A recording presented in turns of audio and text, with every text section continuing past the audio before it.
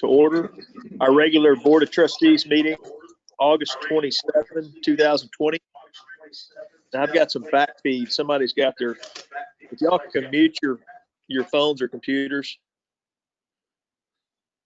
That sounds better. Okay, I'm gonna read our introduction prior to getting started. Again, August 27, our regular Board of Trustees meeting. Governor Abbott has temporarily suspended certain requirements of the Open Meetings Act in response to the COVID-19 public health disaster. Specifically, governmental entities are permitted to meet by telephone or video conference, provided the meetings are audible to members of the public and allow for two-way communication. The suspension of certain requirements of the Open Meetings Act is intended to reduce in-person meetings and the spread of COVID-19 while maintaining government transparency. Today, the MBU Board of Trustees meeting will be held by video conference. The board welcomes and encourages the public to participate during the public comment period. Members of the public will be allowed to participate during the public comment period to raise any matters related to MBU that is not on the agenda, as well as discuss any item on the agenda. We ask that all participants state their name and address and limit their comments to no more than 5 minutes. Due to the electronic limitations of this meeting, citizens will only be allowed to make comments during the public comment period of the meeting. For items not posted on the agenda, the MBU Board of Trustees may not deliberate on any item that is raised by a citizen that is not posted on the agenda. For such an item, MBU may 1, make a statement of fact regarding the item, 2, make a statement concerning the policy regarding the item, or 3, propose that the item be placed on a future agenda. Recording of the video conference will be made available to the public on MBU's website after this meeting. Okay, that brings us to agenda item A, Pledge of Allegiance and Invocation, led by Board Vice President Judith Dykes-Hoffman. I'm going to take the roll real quick. Yes, ma'am. I apologize. Yes, we need to do that. Mr. Harrell? Yes, ma'am. Dr. Hoffman? Here. Mayor Brockman? Here. Mr. Campos? I'm here. Mr. Gray? I'm here also. Ian Taylor? Here. Connie Locke? Here. David Hubbard? Present. Melissa Krause? Here. Robin Britton? Here. Don Shriver? Here. Ryan Kelso? Here. And we do have a quorum, Mr. Harrell. Okay, thank you, Laura. Okay, Ms. Hoffman. All right. Laura, are you going to change the screen to the pledges?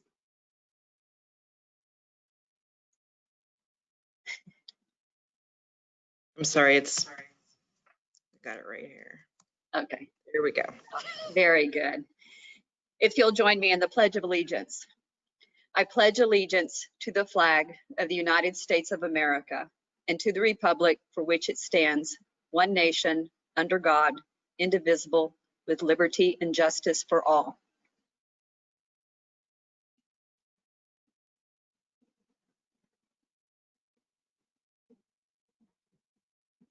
Honor the Texas flag. I pledge allegiance to thee, Texas, one state, under God, one and indivisible. Thank you, Laura. If you would pause with me in the manner that you are most comfortable. Life continues to bring uncertainty. During this time of anxiety and unrest, may peace be there for all who suffer and are anxious. For the students, teachers, and staff who are back at school, we ask for a special measure of protection.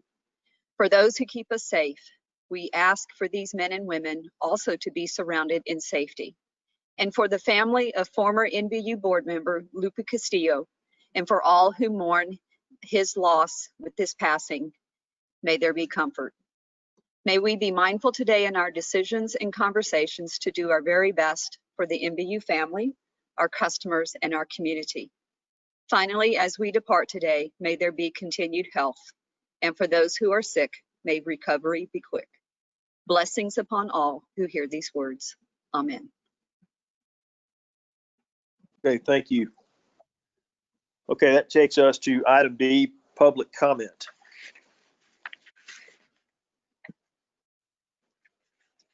Hearing none, that will move us to item C, recognitions. Number one, employer support of the Guard Reserve Patriot Award. Okay, I'll take that. Thank you, sir. Good afternoon, everybody. I want to recognize Mr. Robert Siller, who is a retired lieutenant colonel from the Air Force and Air Force Reserve. Today, he is here in his role as a military outreach volunteer with the DoD program, Employer Support of the Guard and Reserve. Mr. Siller? Hello, good afternoon. My name is Robert Siller. I'm a volunteer for Employer Support of the Guard and Reserve. ESGR. ESGR is a Department of Defense program that fosters a culture in which all employers support and value the employment and military service of members of the National Guard and Reserve in the United States. I am one of nearly 4,000 volunteers throughout the United States and its territories. Many citizens do not realize that our active duty armed forces have undergone downsizing over many years without degrading our military strength. To sustain such a level of readiness, we rely more and more on members of the National Guard and Reserve units, which now account for over 40% of our military capability. As a nation, we spend as much to educate and train members of these part-time units as we do our active duty force members. And those Guard and Reserve units maintain the same level of proficiency as full-timers.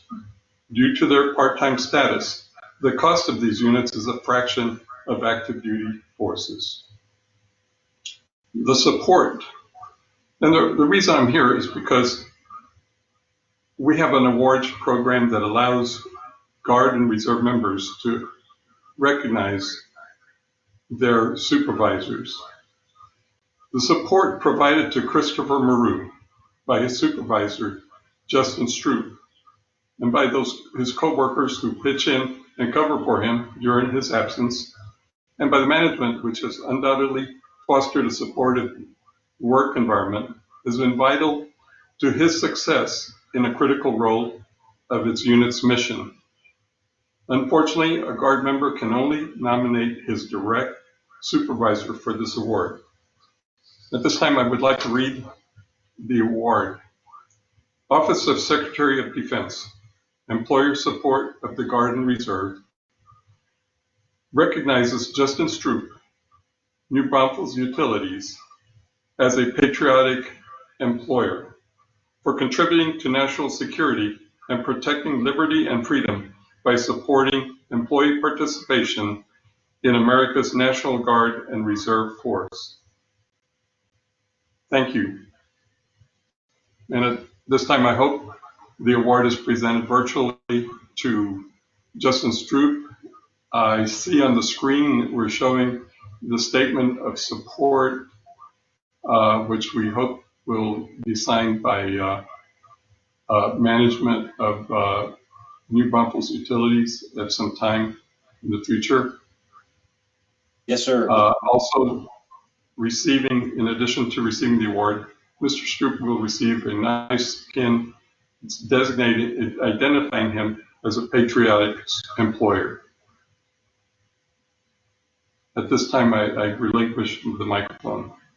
Mr. Siller, thank you. Thank you for your volunteer service and the role that you're representing for ESGR today. And Justin, thank you. I do have it. I know, hopefully you can see that. I look forward to handing this to you in person next time I see you, my friend. And I appreciate your support of Christopher and everybody in the control center who's having to step up and fill in or within that group over there, helping with the work that he has. So congratulations to you for receiving this. Is Christopher on the call right now? Christopher, if you're there, just speak up. I'm not sure if you're here or not.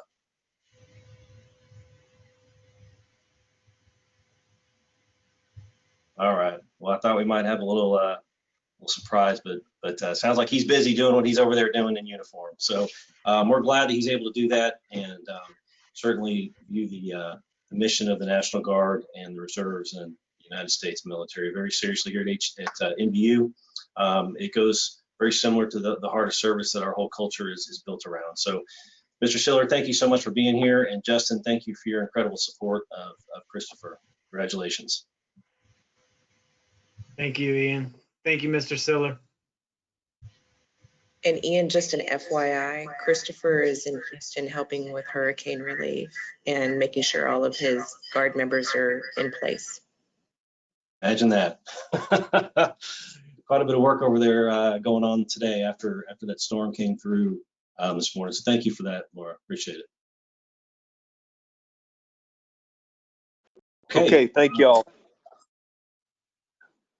I guess that takes us to number 2, employee recognitions, and Ian, I assume you'll take that one as well. Yes, sir, I have that one as well. So what we have today is recognition of an employee who is celebrating 20 years here at New Braunfels Utilities, and that's Gus Ayala. Gus, are you on here? If you are, just holler at me or something. Hopefully you're around. Well, let me read this. Maybe he's there and his mic isn't working. Gus Ayala's career with MBU began August 28, 2000 as a tech in the water operations department. For 20 years and counting, Gus has worked to provide essential water and wastewater services to our growing community. Gus was promoted to crew chief in December 2004, which carried the responsibility to take on the most challenging customer-related issues, including sewer chokes, high usage concerns, low pressure problems, and he and his team were the first responders to main breaks. In 2006, Gus led and trained a 5-person leak detection and fire hydrant maintenance crew responsible for nearly 4,000 hydrants in the distribution system. In addition, the team ensured annual leak detection for the entire MBU system as well. In January 2016, Gus was promoted to water operations supervisor and oversaw the service truck team. His experience as a crew chief enabled him to lead the team to many great successes, including the creation of the standard operating procedure to flow test water meters, which was a significant achievement. The procedure provided his team step-by-step guidance on how to perform flow tests properly. Gus now oversees a distribution team of 12 employees performing leak detection for the system, fire hydrant maintenance, distribution system valve, main repair and replacement, insta-valve installation, and hydrostop installation. Gus is respected by his peers for his willingness to help others, his reliability, and maintaining his composure when water wastewater challenges arise. Gus is definitely a valued member of the MBU team. So please join me in congratulating Gus for his 20 years of service.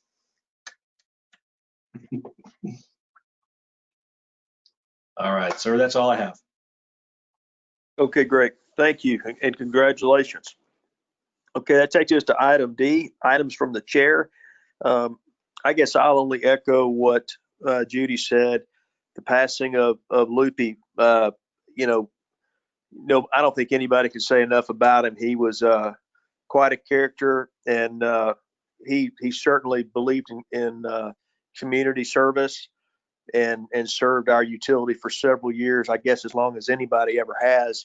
And it's a heartfelt loss, and prayers and feelings go to his family and friends. But he was quite a man, and he will be missed. Does anybody else have anything? None other than to echo the same sentiments for Lupe. He certainly spent a lot of time volunteering for this community, and it's appreciated. Yeah. Nacho and John, thanks for those words. And also, I just want to echo the celebration with Justin and Gus today. It's good to celebrate as well as to remember. So thank you. Okay, thank y'all. Okay, item E, items from staff. Number 1, CEO's update.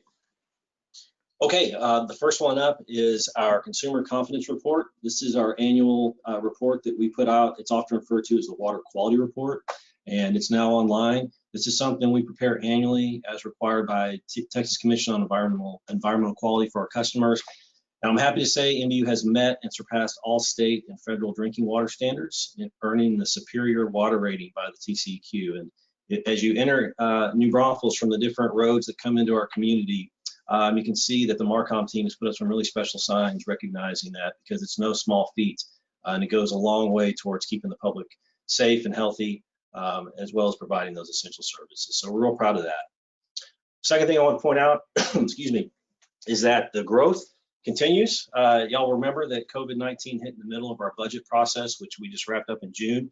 And one of our chief concerns at the time was the potential impacts to MBU's revenue from the pandemic, and in particular, what would happen to growth, since growth was driving so much of what we were doing.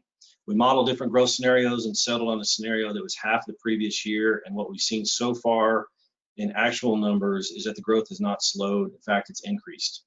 So at this point last calendar year, our year-to-date total meter growth was 3%, and in this current year, our year-to-date meter growth is 4%. So meter sets, you know, are a lagging indicator. If you look at leading indicators such as building permits, the permits issued in June are up 142% from the previous year, and unemployment continues to fall in New Braunfels. You know, I won't get into the latest economic theories about markets and impacts of interest rates and government stimulus and things like that, the new work from home model and that allowing people to pick where they live. But I will say that these growth numbers are real, and we are indeed looking at a higher than usual overdue account balance, which will impact revenue, but the balances that we're seeing, and you're going to see here in a moment, are significantly less than what we budgeted.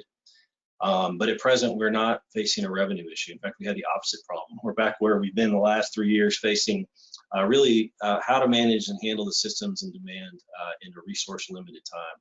So later in the meeting, you'll see our proposed 2021 performance measures. We spent a number of hours really putting a lot of thought into this, trying to pick those things that we can do and we can do well given the environment we're in right now. And the last thing, I want to turn it over to Ryan. There was a hurricane that came through Texas and Louisiana this morning, and we're real proud at MBU that we're able to provide assistance to our peers over there in East Texas that were affected. So Ryan, I'll turn it over to you. Thanks, Ian. Good afternoon, board. So as Ian said, Hurricane Laura made landfall as a Category 4 storm early this morning, right there at the Texas-Louisiana border. And right now, the last figures that I saw, we have over 750,000 people without power between Texas and Louisiana. MBU received a request for mutual aid through the Texas Public Power Association Tuesday evening. And MBU staff collaborated on Wednesday morning, and we determined that we had enough manpower to respond in mutual aid to those areas of need in East Texas and possibly Louisiana. So TPPA put us in contact with Hemp Hill, Texas. They're a small municipally owned utility with approximately 750 electric meters. And we actually provided mutual aid to Hemp Hill 15 years ago in the wake of Hurricane Rita. So we have some experience responding to that part of East Texas. So the leadership team here at MBU worked with the City of Hemp Hill's leadership group on the logistics of mutual aid, and we're confident our team's safety and health will be their top priority through our response. Yesterday, there was a concerted effort across the company to prepare for a successful mutual aid response. It was truly a team effort, and I could not be more proud of how the company performed. At 12:45 this afternoon, 9 electric ops employees and 2 fleet mechanics left the MBU service center and headed to Hemp Hill to assist their one crew in restoration of power for their customers. Their current estimates is that it will take roughly 2 to 3 days to restore power to their 750 meters. This is truly what public power is all about. When disaster strikes, our selfless team of public servants step up and answer the call. On the screen here, you see the team that volunteered to take the first 7 days of response. And we have a short video on the next slide of our crews departing the service center. So please keep them in your thoughts and prayers as they perform this important work.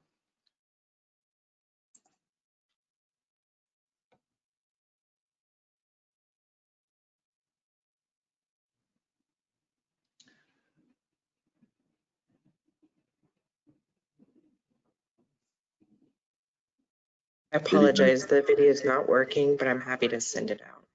All right, we'll do that, Laura. Thank y'all. All right, thank you, Ryan.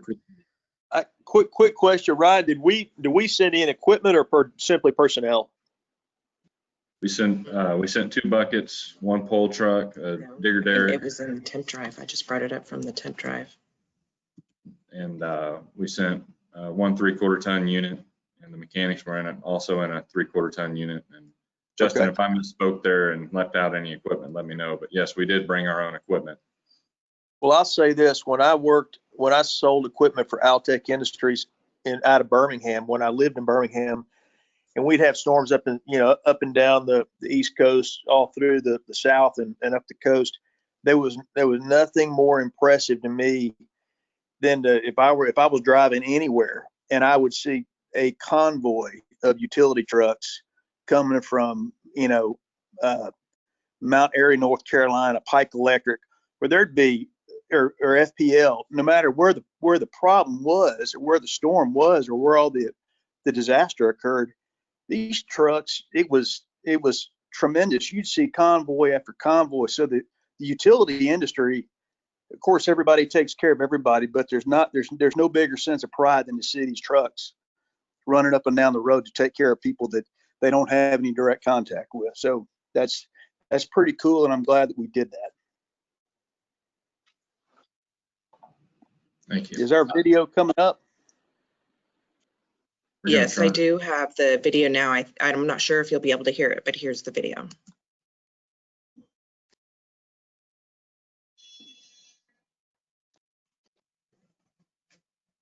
While this is rolling, I'll point out Lots of horns honking. Yeah, so that's what you're missing out on. Lots of racket. But we'll send it out to y'all so you can hear it. You'll get to see it. That's great. It's the first time we've sent mechanics on this type of mutual aid to two folks from our fleet group, which is pretty cool. It's not just our own equipment and vehicles we'll be maintaining, but if there's anybody else out there who needs assistance, we got folks out there in the area that'll be able to help. No, that's a great thing. It really is to see the pride in these guys hit the road and take care of each other. That's good. If I could make one final comment, I can't say enough about the team here at MBU. The leadership team and at all ranks across the organization to the front line came together and made it happen on relatively short order, and really neat to see. And I appreciate everybody's leadership and support. Thank y'all. Thank you. All right, Ryan. Thanks. I appreciate it. Yeah. And Mr. Harrell, that's the end of the CEO's update. Okay, thank you. Number 2, financial update and report.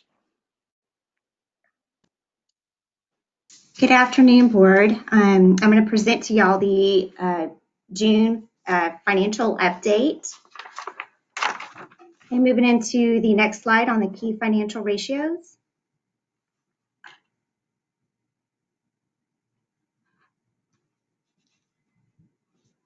So these are the monthly ratios that we present to you each month, and these are also rating agency ratios that they look at us from a financial stability standpoint.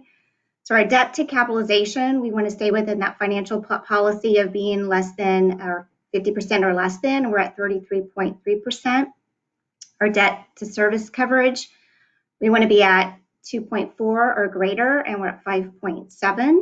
Our days cash on hand, we want to be at 140 or greater. We're at 173. And our days liquidity on hand, we're at 385 days. Next slide, please. This chart is showing the days cash on hand. So we had forecasted through June 169 days cash on hand, but our actual is at 173, which is a lot greater than what we had budgeted for at 137. So we're doing really well there. Our operating revenues by line of business. So this is no surprise. We are showing lower rainfall and higher temperatures during the month of June than historical averages. We're showing high revenues in electric and water than we had budgeted for. Our electric is at 21.9 greater than the prior year and 2.2 million greater than we had budgeted for. Our water is at 5.1 million greater than prior year and 1 million greater than budget. And wastewater is at 1.9 million greater than prior year and 800,000 less than we budgeted for. Next slide, please. Operating expenses across the board, we are greater than prior year and less than budgeted. Our electric is 2 million greater than the prior year and 4.7 less than we had budgeted. Water is also greater than prior year and 1.8 million than we budgeted for, and wastewater is 1 million greater than prior year and 1.3 less than budgeted. Most of this has to do with a lot of the cost cutting that we did early on to prepare for COVID-19. Next slide, please. Our impact fees are going off the chart. They have been much higher than we had expected for the fiscal year. Our actual is at 15.9 million. We had budgeted 9.4 million. Okay, next slide, please. Our change in net position after contributions is $17.4 million greater than we had budgeted for. A lot of that's contributed to operating revenues being at 2.4 million greater than the budget, operating expenses at 9 million less than budgeted, and non-operating revenues and expenses are showing 700,000 favorable than compared to the budget. And of course, we already talked about the impact fees, how that's had an effect on our financials, as well as $2 million in developer contributions that add to the bottom line. Next slide. Our capital project expenditures, we're showing under budget than what we had planned for. We're at 73% expense for electric. We're at 49% for water and wastewater, and at 21% for support services. Okay, next slide. Okay, and that's the end of the June update. I'll take any questions if you have any.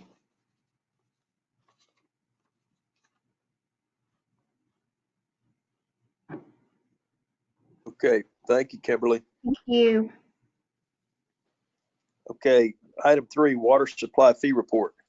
Oh, I'm sorry. Donna's going to be providing an update to y'all after me. So. Yeah, what we're wanting to do here is provide an update to you on customer balances. This is because, as you know, we suspended penalties and for late payments, and also suspended disconnects for non-payment when COVID happened. In July, we resumed that, and so what we want to show you is where we are right now in outstanding customer balances. All right, good afternoon. Next slide, please.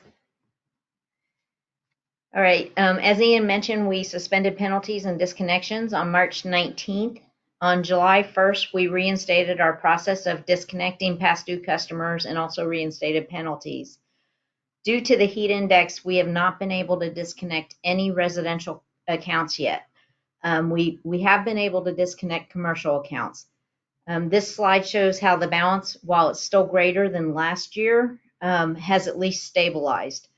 The orange bars represent this year, and the blue bars represent the same time last year. On the left-hand side of the slide, you can see the percent increase over last year as of August 20th, which is 295%, and the donut represents the past due amounts by number of days. So you've seen this slide before. We've just updated it for the time frame now. But what I wanted to point out is that when we compare it to last month at the same time, we have seen an increase of 9% in the past due balance. But that increase is coming from residential customers. So 165,000 residential customer balances increased, and we had a decrease of 70,000 in small commercial customers. We've been able to do commercial disconnects, and that's helping to reduce the aging balances. We had 307 orders for commercial disconnects, and only 24 of those remain in a disconnected status for a total amount of $12,000. Of those commercial disconnects, 411,000 was paid immediately to void the disconnect orders. Next slide, please. All right, this slide represents the same information, but by number of customers instead of balances. Year over year, as of August 20th, we're seeing a 164% increase in the number of customers past due. We do hope to be able to start doing residential disconnects soon. That will help to decrease the numbers. It's a very effective tool to get balances paid. And that's all I have for you on the disconnects. We'll bring some more information next month, and hopefully by then we'll have been able to start some residential disconnects and see those numbers decrease even further. Yeah, if I could just point out real quick too, a couple of key takeaways. Number one, the numbers that Dawn mentioned of those commercial accounts that were scheduled for disconnection, when we went to those customers, only 7% were actually disconnected. The others paid. So oftentimes what people do is they'll use the disconnect as a reminder to pay their bill is what we see from time to time.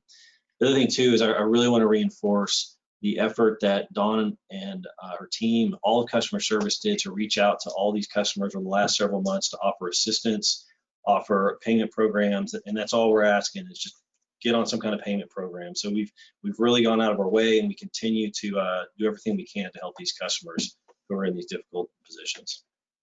That's all. Thank you. Okay, thank you. And that, I'm assuming that was the entire water supply fee report, correct? Water supply report is next. Okay, okay. Well, that's where we are, number 3. Yeah, that's right. That's right. The water supply fee report will be part of the water and wastewater rates presentation. Okay, that's what I wanted to clarify. And Don, you gonna take that one?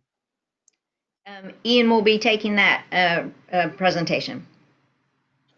Yeah, so when we get to the presentation items later on in the agenda, we'll include the water supply fee report. Okay. With that. Okay, well then we'll move to item F, consent items for action. And forgive my voice if it breaks. I've got allergies to a pretty good degree right now. Okay, number 1, approve minutes of the NBU regular board meeting of June 25, 2020. Number 2, approve minutes of the NBU special board meeting of July 28, 2020. Approve the change order log from May 15, 2020 through July 15, 2020. Number 4, approve the reports of the water and electric engineering contracts from August 1, 2019 through July 15, 2020. Number 5, authorize CEO to negotiate and execute a professional services agreement with Torino Services, Inc. for wireless consulting services and antenna management. Number 6, authorize CEO to negotiate and execute a professional services agreement with Hardin Associates Consulting, LLC, customer service inspection services, or for customer service inspection services. Number 7, authorize CEO to negotiate and execute a professional services agreement with Allen Plummer and Associates, Inc. for the design of the Goodwin Lane Water Main Project. Number 8, authorize CEO to negotiate and execute a professional services agreement amendment with Freeze and Nichols, Inc. for the design of the Grandview Pump Station and Ground Storage Tank Project. Number 9, authorize CEO to negotiate and execute a master service agreement, task order number 46 with TRC Engineering, Inc. for Green Water Reclamation Facility Project. Number 10, authorize CEO to negotiate and execute a memorandum of understanding between the City of New Braunfels and New Braunfels Utilities for reimbursement of funding for part-time watershed educator for the headwaters at the Comal. Number 11, authorize CEO to negotiate and execute an AIA contract for site selection, design, engineering services, and construction administration with R.E. Lamb for Disaster Recovery Center. Number 12, approve the city transfer payable in fiscal 2021. I'll entertain a motion. Yeah, Mr. President, this is Bob Gray. I move for approval on all consent items. I second. This is Nacho Campos. Okay, I've got a first and a second. Laura, if you'll please take roll. Yes, sir. Mr. Harrell, Yes, I'm in favor. Dr. Hoffman, Approve. Yes. Mayor Brockman, Yes, approved. Mr. Campos, Yes. and Mr. Gray. Yes, approve. Unanimous approval, sir. Okay, thank you, Laura. Motion passes. Okay, item G, action items. Number 1, discuss and consider approval of resolution number 2020-139, recommending repeal and reenactment of Chapter 130, Article 5, Division 4, relating to the wastewater pretreatment requirements of the City of New Braunfels Code of Ordinances.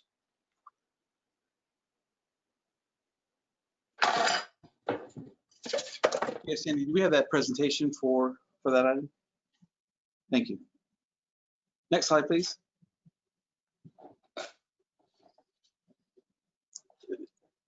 In water services currently, we have a pretreatment program for. Who's on? Oh, sorry.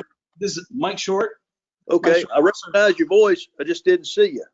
Oh, I put my camera on. I'm on there. Yeah, but I'm working with a small screen here, so you got to be really famous to pop up. There's quite a few folks out there. Okay. I'll briefly describe what our pre-treatment program is, and I'll talk about the reasons why we need to make a change and how the incorporation of the changes impact us, and then our next steps. Next slide, please. MBU has had a pre-treatment program in place for some time. The program is intended to reduce, eliminate, or alter the nature of the pollutants put into our wastewater stream from industrial users prior to that wastewater stream reaching our wastewater treatment plants. Our pre-treatment program is outlined in Chapter 130 of the City Code of Ordinances. Next slide. We have been requested by TCEQ to make changes to the pre-treatment program to accommodate EPA's 2005 streamlining rules. The rules are intended to reduce the overall regulatory burden on both industrial users and control authorities without adversely affecting environmental protections. Next slide. Incorporation of these changes does not significantly impact the way we manage our program. The majority of the changes are subtle and administrative, so there's not a significant impact as a result. And the revisions of the pre-treatment program requires an ordinance change. So if approved this afternoon, the resolution and ordinance change will be submitted to City Council for adoption of the ordinance. And I'm prepared to answer any questions if you should have them.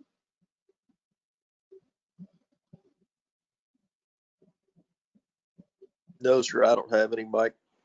Thank you. All right, thank you.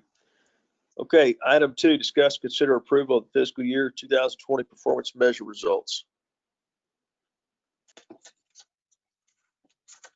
We need to take a vote on action item 1, please. I'm sorry. Okay, I will entertain a motion for the number 1 action item. Discuss the approval. So move. I'll second that. Okay, I've got a first and a second. Laura, if you'll please take roll. Mr. Harrell, Yes, ma'am, I approve. Dr. Hoffman, Approve. Mayor Brockman, Approve. Mr. Campos, Yes, approve. Mr. Gray. Approve. Motion passes. Okay, thank y'all. Technology medicine's hitting my brain, I think.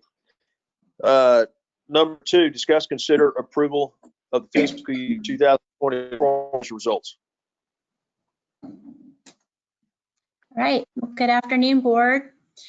In June, the strategic planning was added to my area of responsibility, and today I'm excited to have a larger role in this effort. And I have the opportunity today to share our FY 2020 performance measures and results with you.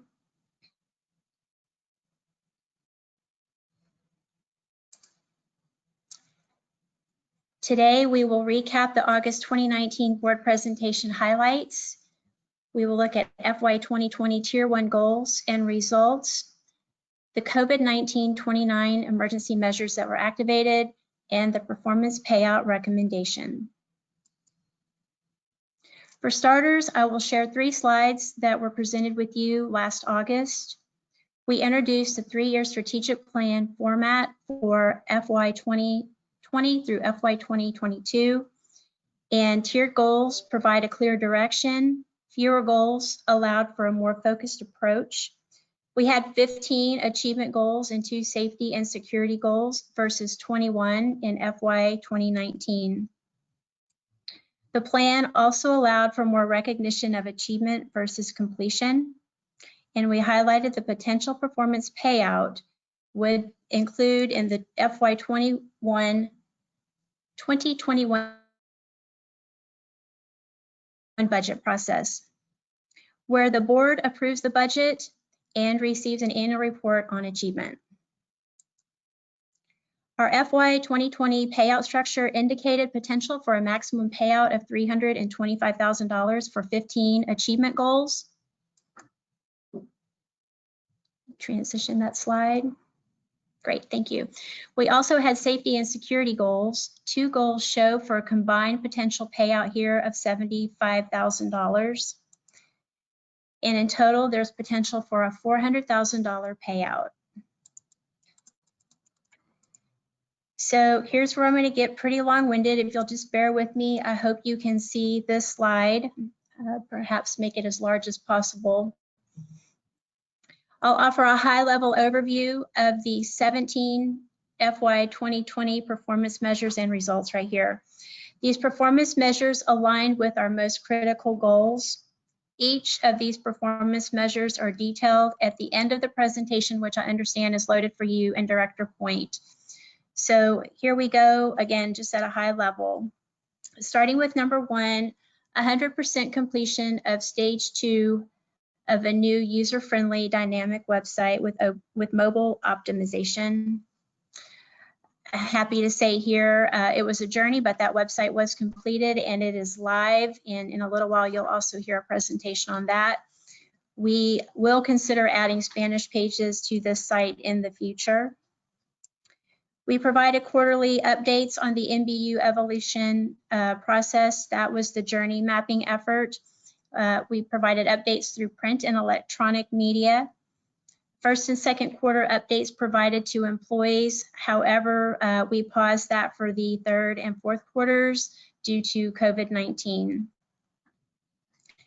Another goal was to achieve a greater than 67.3% customer service satisfaction rating on the compilation of organizational characteristics.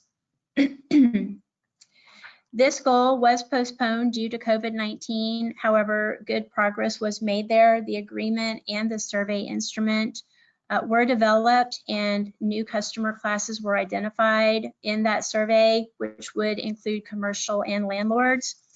The agreement was negotiated with the vendor and it's ready for next steps to take that through the purchasing department agreement in the future. Employee engagement scores show increase for the current goals established for the 2019 benchmark. Our 2020 survey rollout was delayed. However, in April, we did issue a COVID-19 pulse survey for our employees. And then Human Resources also released another pulse survey earlier this month. Employee engagement survey, the full survey will be released prior to the end of this November. We also had a goal to train 95% of active employees on NBU's ethics program, and more than 95% of our active employees were trained with online videos. We had a goal to complete 80% of our water and wastewater projects and stay within plus or minus 15% of projected budget for each of those projects.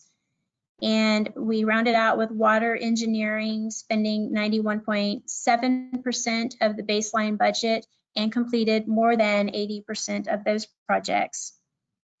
Complete asset management and project management gap assessments and establishing roadmaps were 2 goals, and both of those were completed. Both gap assessments and the roadmaps were established.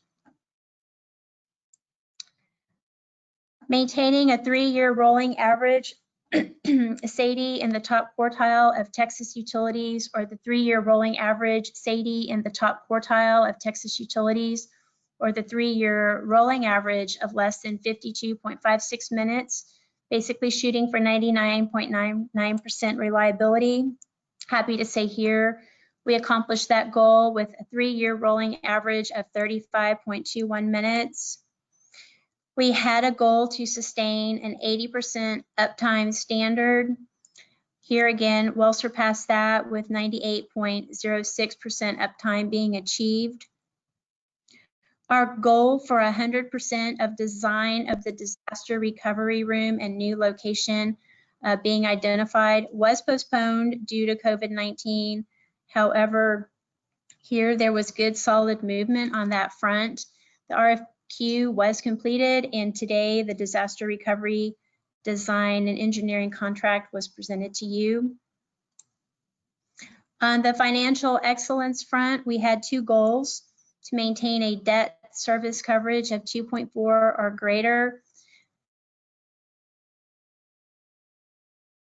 This goal was implemented and is working, matching cash flow with construction cycle using short-term rates for savings to New Braunfels utilities.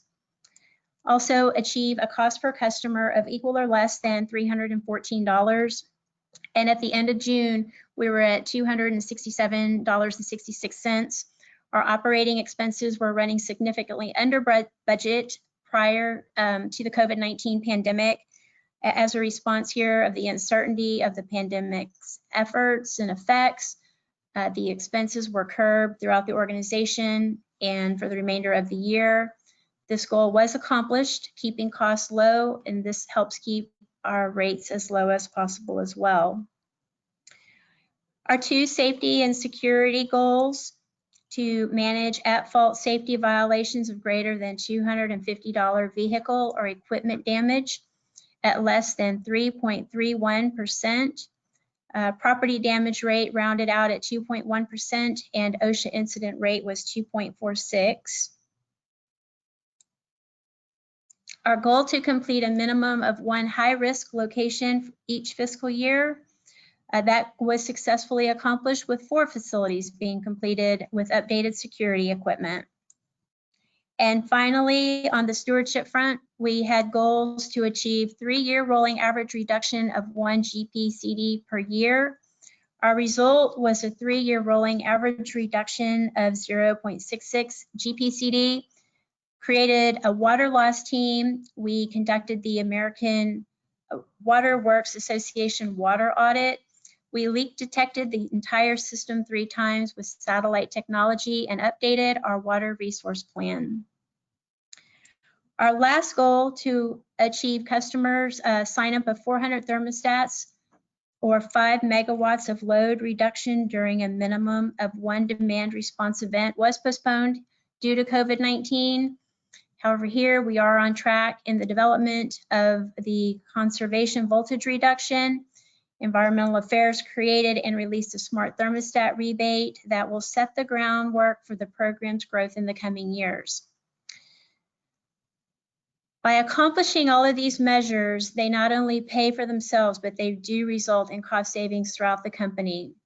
And here again, this in turn really helps to keep our customer utility bills as low as possible. So you saw that we had 4 goals that were placed in the postponed category, and several of them had considerable movement. Also, earlier this year, we presented COVID-19 emergency measures. We initiated 12 of those measures.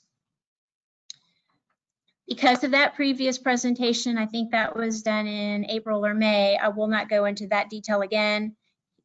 This slide too is a part of your packet presentation that is loaded up on Director Point. Would like to say though, if you consider these 12 emergency measures in addition, it ensured the continuity of operations, and that really far outweighs the 4 postponed and partially postponed achievement measures.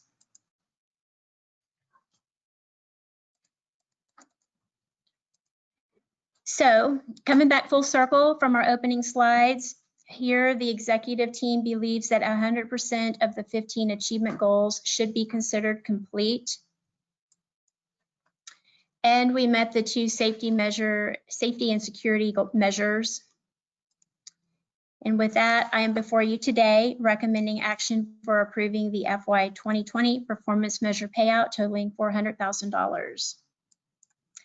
If that award were to be approved, the payout would equal $1,348 for each full-time employee and $674 for each part-time employee. Here we also capture prorated payouts for those employees that have been employed for less than a year and for our full and part-time interns. I would like to close here with just a few words about New Braunfels Utilities. I think Ryan touched on it here just a little bit ago, but what an incredible sense of pride there is for our team of more than 320 employees. It's been a very unique year, and yet with all of the unanticipated changes, rapid responses to address a new environment, the core of who we are as an organization carries on. We've been nimble and we've put people first, customers and employees. It is a privilege, a true privilege, to be a part of a company that is truly committed to its mission to provide innovative, essential services, taking care of those who make all of that possible. So with that, that completes my presentation, and I am happy to take any questions.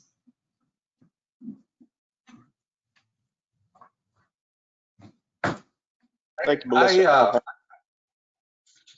I'm sorry, go ahead. No, sir. I don't have any questions. I was going to open it up to the rest of the board. Yeah, I don't have any questions. This has been a great program for us. It's really paid off in many ways. Not only has it saved us money, but it certainly has built solid pride in the company. So I can truly support this effort on an ongoing basis.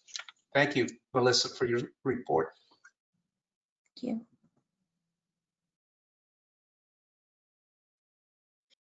Well, I guess I would like then to go ahead and make a motion that we approve these, and also just a lot of amazing hard work and being mindful that we are doing it where we need employees. We have, I think, a human resource issue, and you guys are working above and beyond. You work long, hard hours and to achieve the goals that you did. Just congratulations on all that. That sounded like a motion from Judy. This is Bob Gray. I'll second her motion to approve. Okay, I've got a first and a second. I did want to say I will echo the comments made as far as the staff and all the employees. It can't be underscored enough the level of effort that y'all put forth to get things done. So we've got a first and a second. Laura, if you'll please take roll. Mr. Harrell, Yes, ma'am, I approve. Dr. Hoffman, Gladly approve. Mayor Brockman, Approve, and congratulations again on great work. Mr. Campos, Yes, I approve. and Mr. Gray. Yes, approve. Unanimously approved. Okay, thank you, Laura. Okay, item H, presentation items. Number 1, presentation update on the fiscal year 2021 balance scorecard and performance measures. Okay, as if you haven't heard from me enough today, just a little bit more here. Thank you. Transition that slide. Okay, so this time I will present the FY21 balance scorecard and performance measures. We'll start by recapping our strategic process and then present the FY 2021 Tier 1 goals, strategies, tactics, and performance measures, which is known as our balance scorecard. The NBU 3-year strategic plan certainly continues on its evolution. In FY 2020, NBU introduced a new strategic plan format anchored by the 6 key focus areas and Tier 1 goals, which are supported with the senior leadership team, Tier 2 strategies, management Tier 3 tactics, and NBU staff supports and executes upon the Tier 4 tasks. This year, the senior leadership team finalized the FY 2021 key focus areas, Tiers 1, 2, and 3, and selected 11 performance measures. These performance measures, again, do support the most critical Tier 1 goals. We loaded the FY 2021 strategic plan onto an online platform this year, and it has a supporting dashboard and tools on the back end, supporting pages including goal strategies and tactic sheets. And our leadership team will make monthly updates to the plan, and we plan to bring regularly quarterly updates to you all, and of course our team will review that each month as well. Our management team will review that each month. This year there are 70 Tier 3 tactics. That's right, that's 70 aligned with the Tier 1 goals and Tier 2 strategies. Last year we had 17 goals and performance measures. Because of the uncertainty of what the COVID-19 environment may continue to bring, and of course the community's continued growth, and as Dr. Hoffman just mentioned a bit ago, a very lean staff which we're operating with, our efforts to reduce this year's performance measures was intentional. If additional emergency measures are necessary, like we introduced in FY 2020 for COVID, we do stand ready, of course, to activate those as needed. We plan to share quarterly updates throughout the year on progress with you. And as a side note, we have begun the conversation about timing for an updated SWOT analysis as well. So moving on to the balanced scorecard. Thank you. I'll touch at a high level on each of the performance measures. Here we have a performance measure aligned with each 6 key focus area. And our first one being customer and community, aligned with the Tier 1 goal, trusted community partner dedicated to excellence in service. The tactic there would be to conduct the customer satisfaction survey, and the measurement here would be to achieve a greater than 67.3% customer service satisfaction rating on the compilation of organizational characteristics, which is a national benchmark provided by our vendor. Our next key focus area is people and culture, with that Tier 1 goal alignment to develop and retain an engaged ethical workforce. We plan to conduct the employee engagement survey, identify and implement action items. Here I do have an update, however, in your packet, it said something a little bit different. And after we've gone through the whole COVID environment and really sat back and further analyzed this, we wanted to update the measurement. So the updated measurement here would be to use results from a third-party engagement company, engagement evaluations in the employee engagement survey in November to develop a long-term strategy for New Braunfels Utilities to grow its engagement. The plan will include growth goals, communication strategies, and development plans for our management staff. The next key focus area, infrastructure and technology, aligns with Tier 1 goal to maintain organizational reliability and resiliency. We have several goals here and measurements. The first being maintain regulatory compliance for water services. That measurement would be completing 80% of the baseline water wastewater projects. And here again, staying within plus or minus 15% of the projected budget for each of those projects. And also to implement the asset management roadmap, and the measurement there would be implementing phase 1 of the roadmap. Also, we want to implement the project management roadmap, and implementing phase 1 of that roadmap would be that measurement. Another tactic would be to maintain the electric system reliability, SAIDI, CAIDI, and SAFE. The measurement here is to maintain a 3-year rolling average of SAIDI in the top quartile of the Texas utilities, or 3-year rolling average of less than 52.56 minutes, again, shooting for that 99.99% reliability. Another tactic is to maintain information technology systems reliability at 85% uptime for production systems. The measurement there would be to sustain an 85% uptime standard each month. The key focus area, financial excellence, aligns with the Tier 1 goal to maintain a competitive bond rating. Our tactic there would be to maintain a cost per customer, and the measurement target there is to achieve a cost per customer of equal or less than $344.65. Our safety and security, we have 2 areas there. Our goal Tier 1 goal would be to provide a safe and secure environment and provide safe work environment for our employees, with a measurement to manage at fault safety violations greater than $250 vehicle or equipment damage, less than 3.31%.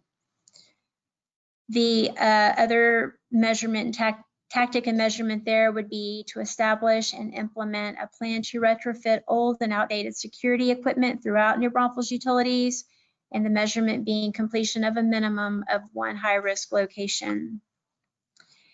And then in our stewardship category, the tier 1 alignment is to be responsible steward of our resources.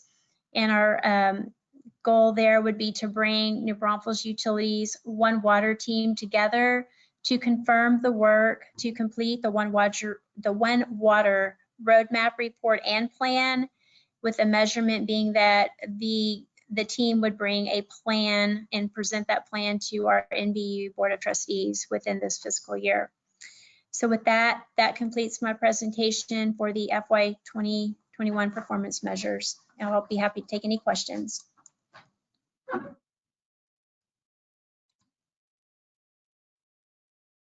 Does anybody have any questions for Melissa? Okay, thank you, Melissa. That looks like a lot of work. We spent quite a few hours on that project. Thank you.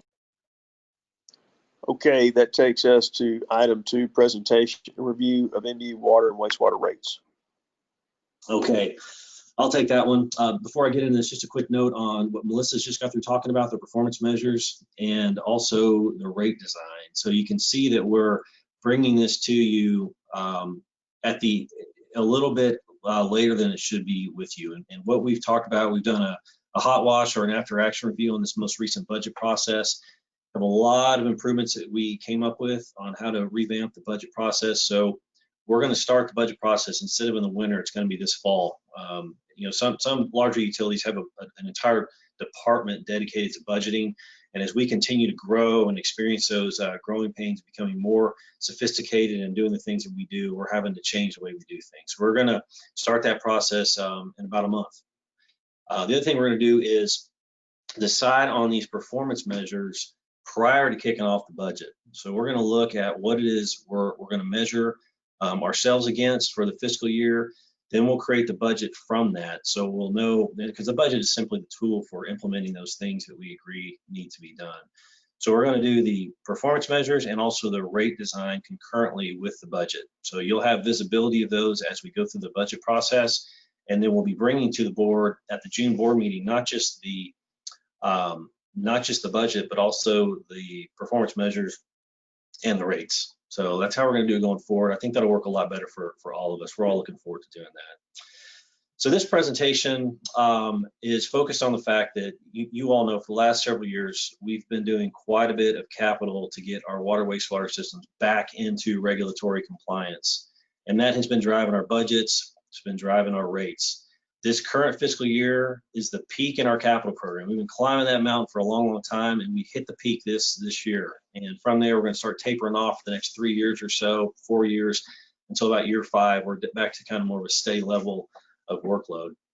So what we've done is we've designed a rate plan that we would like to get us through the next 3 years. I'll talk about what that looks like here in just a moment. What I want to show you today are the concepts and the numbers we've been working on. And what we'll do is take the feedback from you from today and we'll incorporate it into a final proposal for your consideration at the September board meeting. But before I get to the presentation, I want to recognize the team that did this work. It has been a busy, busy year with budget. We've engaged rating agencies to issue debt. We've issued debt. We've taken emergency measures during COVID to ensure liquidity. And then we designed a 3-year rate plan. It has been a lot of work for that team, and I want to thank Dawn for leading that effort. And Dawn, can you please recognize your team that put all this work together that I'm about to talk about? Sure, I will. We had, for the core team, it was John Warren, Steve Bartley, Kimberly Huffman, and Shanna Wiley.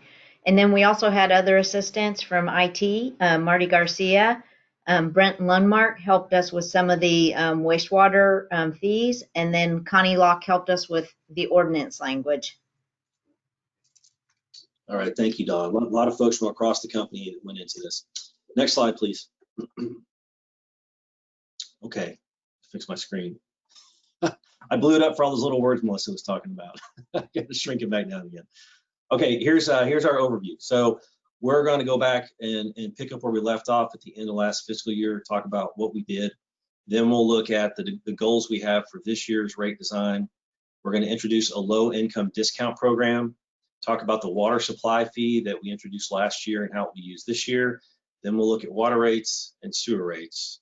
We're going to look at an alternative option that we want to bring you. It's called not to exceed. You'll see what that means in a moment. We'll talk about that very important Fitch ratings criteria. Then we'll summarize, talk next steps. Next slide, please.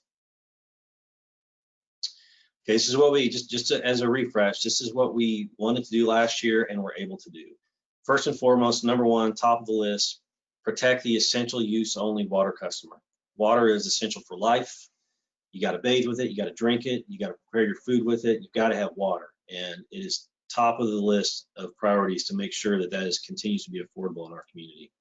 We also aligned water rates with high usage because it's that high usage that's driving the capital and the water supply needs. We added the water supply fee, which we'll talk about in a moment. We implemented on-peak and off-peak pricing. Again, it's that use during on-peak that's in a big way driving the need for all of this. We eliminated the outdated inside-outside city limit rate differential. That MDU's been working on that for a lot of years now, and we finally got that done. It was just a legacy thing that all utilities did, and we finally wrapped that up. We allocated costs to the rate classes driving the needs for investments, and then, of course, ensured revenue recovery. That's why we do this in the first place, right? Next slide, please. Okay, here are our goals for this year. Top of the list, first and foremost, most important, protect the essential use only water customer. Can't say that enough times, it's very important. We've got to get MDU back into regulatory compliance. So we've got to have the funding in place, the revenue to pay for the capital programs, to build the capacity to meet the water, wastewater regulatory compliance. The next one is we want to keep utility bills low. So we're talking about raising rates. How do you keep utility bills low by raising rates, right? Well, you do it because by increasing those rates, you protect MDU's bond rating. So the rating agencies want to be assured that revenue will be in place to fund our capital programs. And so we're talking about a 3-year rate plan. That's what we're going to propose. We don't have to do that, but we feel like if we do a 3-year rate plan, the rating agencies will look very favorably on that because it'll ensure that the revenue's there for at least the next 3 years. And then we also protect MDU's bond rating by being in compliance with MDU's financial policy. So we look at those at every board meeting, where we are with those important ratios that those rating agencies are looking at. So we need to make sure we're in compliance with the regulators and also our own financial policy to keep the bond rating where it is, to keep our bills low. We're implementing a discount program for low-income customers. More on that in a moment. Again, the 3-year rate plan is what we're really proposing here. We don't have to, but it's something that we are interested in. And then finally, the Fitch ratings criteria. More on that in a moment. Next slide, please. Next one. Okay. This is what we have proposed for this year. Again, we are very mindful of the fact that water, sewer, and electricity is essential for life. And that's one of the things that makes our job so meaningful, is we get the opportunity to do that work here in our community. So we want to implement this low-income discount program. And here, the eligibility for residential customers would look like this. There'd be an income requirement, for example, 125% of federal poverty level. We would have an application process through a third party, just like we do the utility assisted bill assistance program, which is the food bank right now that's doing that. And of course, we'd have qualification criteria that would be required as well. Next thing I want to point out is we're going to step into this program. So we're starting very, very simple this year, just to launch it and get it off the ground. And you can make this as complicated as we want to. And I see us evolving this each year to make it more meaningful. We're going to evaluate the response and, of course, like I said, modify it, and we got to get the word out. We need to let our customers know that this is available to them. Next slide, please. Okay, this year, what we're proposing, like I said, we're going to start simple. We're proposing a flat rate, $3 off the monthly customer charge, and you'll see what that looks like later on when I show you what the proposed utility bill will look like based on the changes in this program. If we go through this process, the way that the plan is proposed, about 10% of our water customers will be eligible, and therefore the maximum estimated cost to MDU is around $165,000. It's important to keep in mind that we already have the utility bill assistance program that we've budgeted $243,000 for. So really, I think we need to look at both as combining together to represent what it is we're trying to do to protect those customers who are having difficulties with the most basic services they need. Next slide, please. We're going on the water supply fee. Any questions about that program before I move on? Okay. Let's go on to the water supply fee. Thank you. So this is how the water supply fee is currently defined. It's a cost assessed based on volumetric usage. So based on each 1,000 gallons you use, you multiply it by a water supply fee is how it works. We calculate it and we assess it annually based on estimated variables for that period. And then what we do at the end of the year, which you'll see the real numbers here in a moment, we reconcile that annually with the actual costs and credits. And we keep the MBU board apprised of any changes to the water supply fee. And so what we want to do is present it to you in this meeting today. So what you see here is the 2020 water supply fee estimate that we had. And the water that was eligible, given the criteria for the water supply fee for this fiscal year 2020 that just wrapped up, was the water from the city of Seguin at $1.3 million. We forecasted a volume of 3.9 billion. So that gave us a water supply fee of 33 cents per 1,000 gallons. That's how we proposed it. Next slide, please. This is what the actuals look like.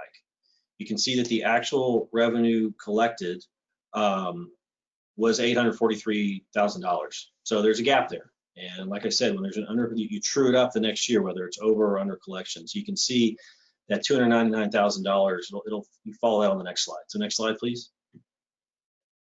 Okay, the fiscal year we're in right now, this is what the estimate looks like. We have the city of Seguin water, but we also have this water from Coleto Creek, and these are GBRA supplies, surface water. Remember how just incredibly inexpensive this water was. It was from the Coleto Creek and from the Womack family that we added to our water supply portfolio.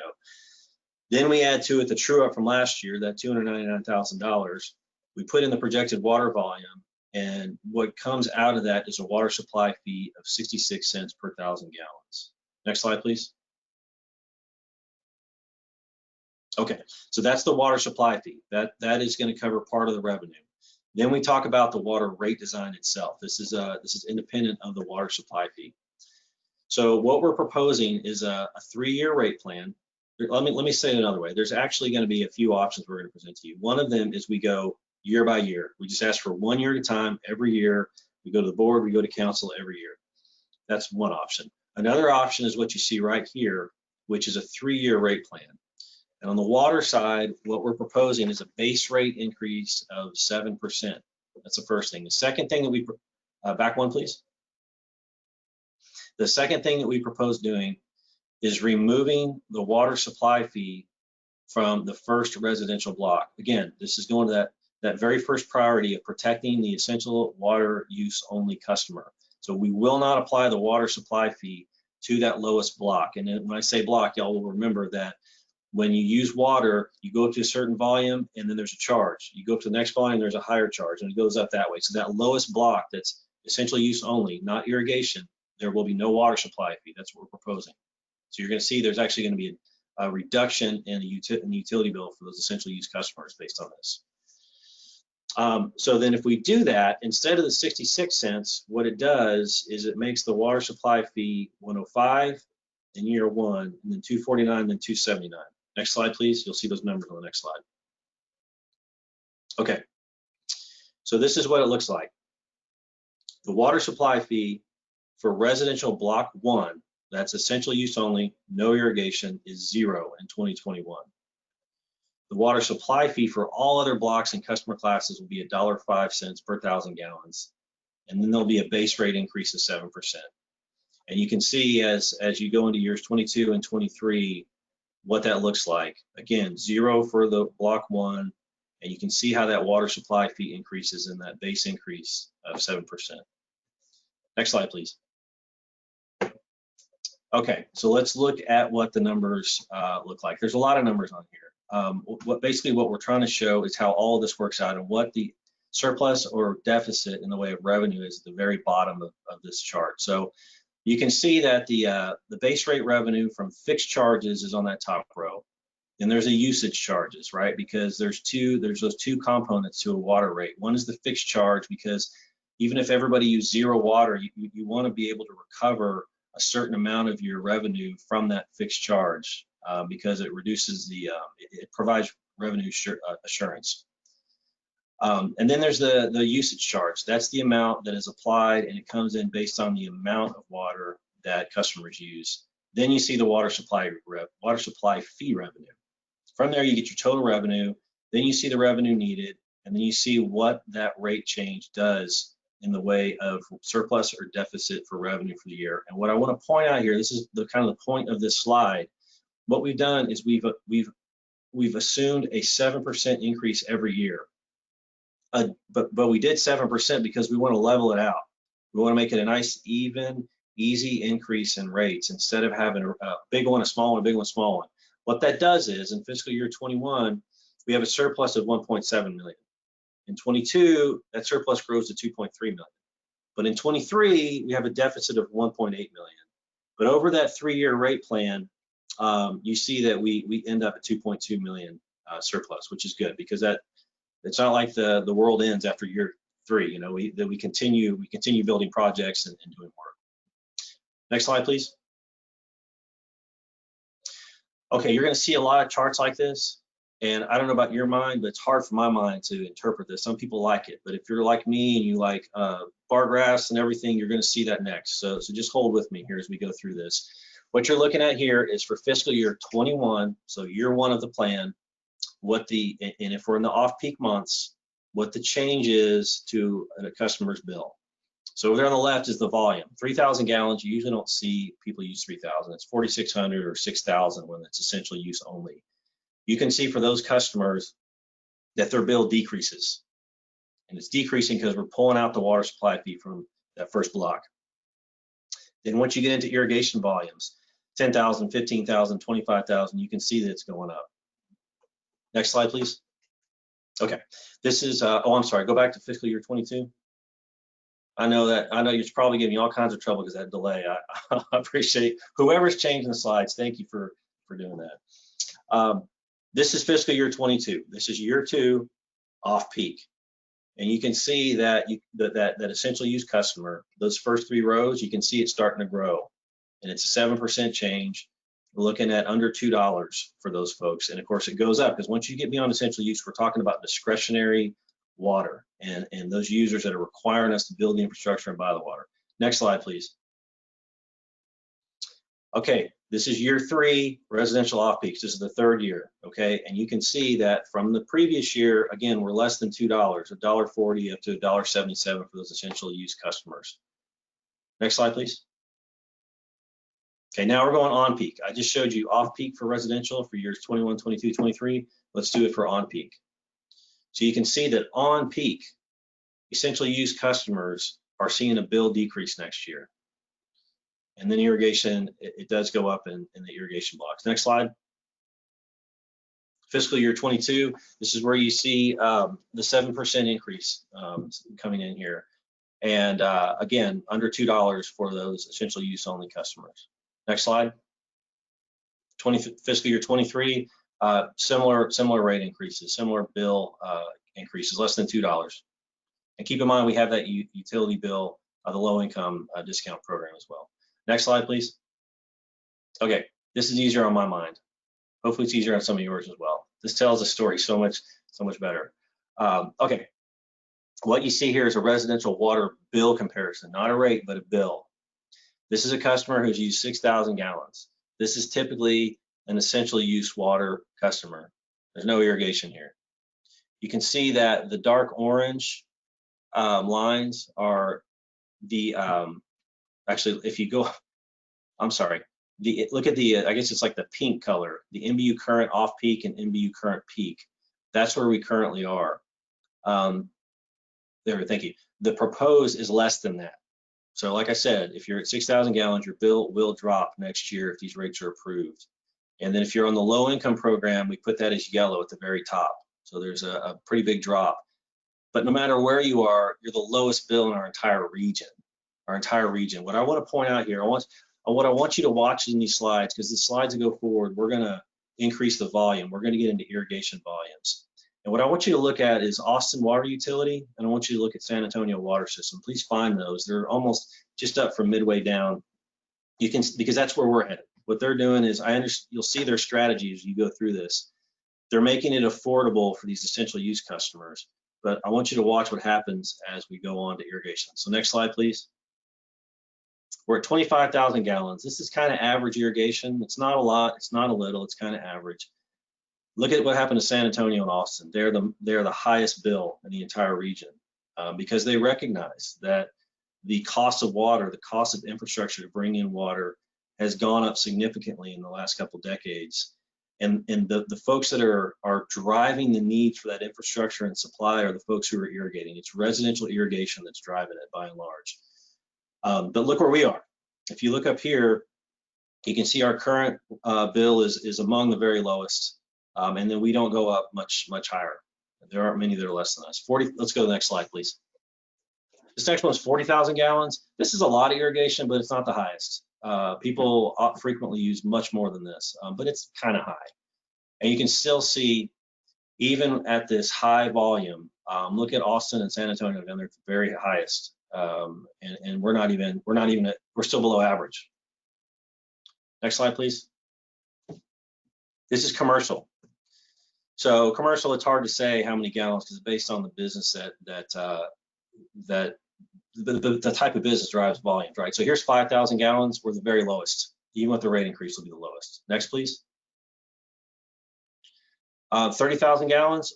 We're still almost the very lowest. Now look at Austin and San Antonio. They're not trying with commercial to do the same thing with residential because they recognize that you've got to attract economic development is essential for the quality of life in a community. And so you can see that their strategy on commercial is not the same as it is on residential. Next, please. 50,000 gallons is a lot of water. We got the lowest bill. Next slide, please. 200,000 gallons is a whole lot of water. And our off-peak is the lowest bill in the region. On peak, we get closer to average, but we're still very, very low for commercial. Next, please. 500,000 gallons is a heck of a lot of water. You can see where we are there. Again, this is all commercial. Next, please. Any questions on water before we go on to sewer? Okay. Sewer isn't nearly as interesting as water. There's just not a lot of variables, you know. So what we have here, but we have significant capital needs on sewer. Y'all know that. So again, we're proposing a 3-year rate plan, and the increases are 16.5, then 12.5, and then 12%. We're also updating these fees, and these are called chemical auction demand, COD, or total suspended solids. This is on the commercial class of customer, and this is essentially allowing us to charge the commercial customer based on the strength or the content of their wastewater, which is more appropriate. Residential is pretty much the same thing. Next slide, please. Okay, you're familiar with this. This is what we were looking at with water. This is a residential sewer bill impact. We bill for sewer not on the total water that goes to the meter every month. It's the lowest. Don, help me out. Is it the lowest 3 months or lowest 4 months out of the year? Sorry, I had to unmute myself. It's the lowest 3 months. Lowest 3 months. So you take a residential customer, and the lowest 3 months of water over the prior 12 months is the average of those 3 months is the volume that a customer is billed for. So the average residential, I believe, is 4,600 gallons. You can go back to there we go. Thank you. So you can see at that 16.5% increase, we're going up $5 and then $6. The average residential customer is going to see about $6 for fiscal year 21. That's a big increase. But what I'm going to show you at the very end is how an entire MBU bill with all 3 services compares to people on the I-35 corridor. Next slide, please. Fiscal year 22, 12.5% increase. Again, it's about $5.60. Next slide. And then 23, it's about $6 for the average residential customer. Next, please.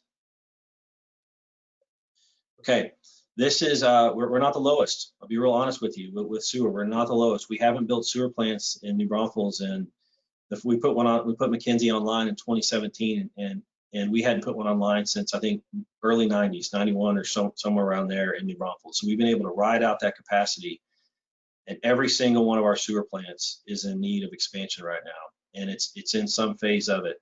Not only that, but we have significant pipelines along rivers that overflow when it rains. So we've got big capital needs right So you can see that our current bill is just below average, but it will go above average in 21. Next slide, please. And that's the average residential customer. So let's look at a residential total bill. This is an average customer for residential with no irrigation. So 1,200 kilowatt hours is the average electric residential bill. 6,000 gallons of water is essential use water, and 4,600 gallons of sewer is the average residential sewer. You can see that our current bill is the lowest on the corridor. Our off-peak bill with the increase and our on-peak bill with the increase is going to be the lowest on the corridor. The orange, as you can see, is the electric bill. Can you go back, please? The orange is the electric bill. Obviously, the biggest out of all of that, which is one of the reasons our power supply program is so critical. 76% of that entire bill, water, sewer, and electric, is coming from the low power supply program, which is why one of the reasons that bond rating is so important, that we maintain it so we can maintain those low energy costs. Then water's blue and sewer's green. Next one, please. Same thing, but 25,000 gallons of water. So this is average irrigation. And look at Austin and San Antonio. You can see their rate strategy. They're putting the cost for those who are driving it. Only the city of Seguin is lower than us, but that's only on peak. Next, please. 40,000 gallons. You know, we talked about sewer being $5, $6. Well, water really prevails once you're watering your lawn that much. It's the water cost that's really driving it. But again, the only utility lower than us is the city of Seguin on the corridor with these proposed increases. Next, please. Okay, we're going to get into this alternative that we're calling not to exceed. All right. So why would we want to do a not to exceed? What we could do is go for a 3-year plan with those exact percentages that I quoted to you earlier. But the problem with that is there's so much uncertainty right now with COVID-19. We don't know in year 3 if that exact number is going to be what's required or if it's more or less. We don't know exactly what's going to happen with growth. We've been very surprised at what's happened in the last 2 months, and who knows what's going to happen in the next 3 years, right? We've got to get in compliance with TCEQ. This is not a want. This is a need. We must do these projects. There's no way around this, and we've got to stay in compliance with our own MBU financial policy. If we don't raise these rates, the bills will likely be higher than it would be without the rate increase because we'll lose that bond rating. So what we're proposing, because of this uncertainty, is a not to exceed rate plan. So for water, instead of asking for 7% per year, what we're talking about is 9% in the out years. So it'd be 7% in 21 and then 9% in the 2 out years. That'll bring in additional revenue of 1.6 million. For sewer, it would be just for those out years, 16.5%, which would be 3.4 million. This is a not to exceed. What we would end up doing is implementing an increase only up to the amount that we would need to meet our revenue requirements. And if it went beyond this amount that we're proposing, we would go back to council for approval. But keep in mind, council has the authority to call us in whenever they want to, even if they approve this 3-year plan. Next, please. I'm not going to read all this to you. I just want you to know that we will, if we're pursuing a rate increase, we're pursuing a change in an ordinance because the rates are in ordinance. This is just an example. I reread it again this morning, realized there's some stuff we need to edit in here. So we would come to you with the exact language that we would be looking for if we pursue this 3-year plan. Next, please. Okay. The Fitch rating criteria. This is really important, and we were all so glad when we found this. What Fitch does is they look at a utilities charge for water and sewer utilities, and they're wanting to make sure 2 things are true. Number 1, it's affordable, but number 2, you're actually covering the right amount of your revenues with your fixed charge, not your volumetric, your fixed. So you can see that they have categories for stronger and mid-range. And we meet this, go back one, please. We meet the stronger rating for both of them. And what that means is the residential charges for combined water sewer is less than 1.2% of median household income. And that is true of us. It also means that 30% or more, in our case it's 33% of our revenues are recovered from fixed base charges. So we meet the rating agency highest bar for this, something that it's great because there's a, we want to talk about protecting the essential use customer. We want to talk about protecting the low income customer, but we can say all day we are, but there's this benchmark now that we can point to and say, look, there's actually a nationwide benchmark and we've hit it at the highest level. So even with these rate increases, we still meet the highest level. Next, please. One more. Okay, a lot of small words. I'll go quick. I've already said all this, so let me just hit the highlights. First and foremost, protecting essential use only water customer. We got the low income discount program. The rates that you saw will fund the investments to bring us back into compliance. There are 3 options that we're proposing to you. Number 1, we could go year to year and ask for approval every year. Options 2 and 3, we go for a 3-year plan, which is very favorable to the rating agencies. In option 2, that 3-year plan would be exactly what we think we need right now. Option 3 would be what we think we need right now for this fiscal year, but we'd have a not to exceed for the next 2 fiscal years to give that flexibility because there's just so much uncertainty right now. This whole plan that we put together meets Fitch's criteria. It's the right balance between fixed and variable rates. It encourages conservation because which of course conservation is the lowest cost water supply option there is. With these increases, our combined bill is still among the very lowest in our region. Next, please. Okay, so what I'd like to do today is get your feedback on what you just saw. And what we'll do is come back to you at the September board meeting with a revised proposal that incorporates all the changes that you want to see today.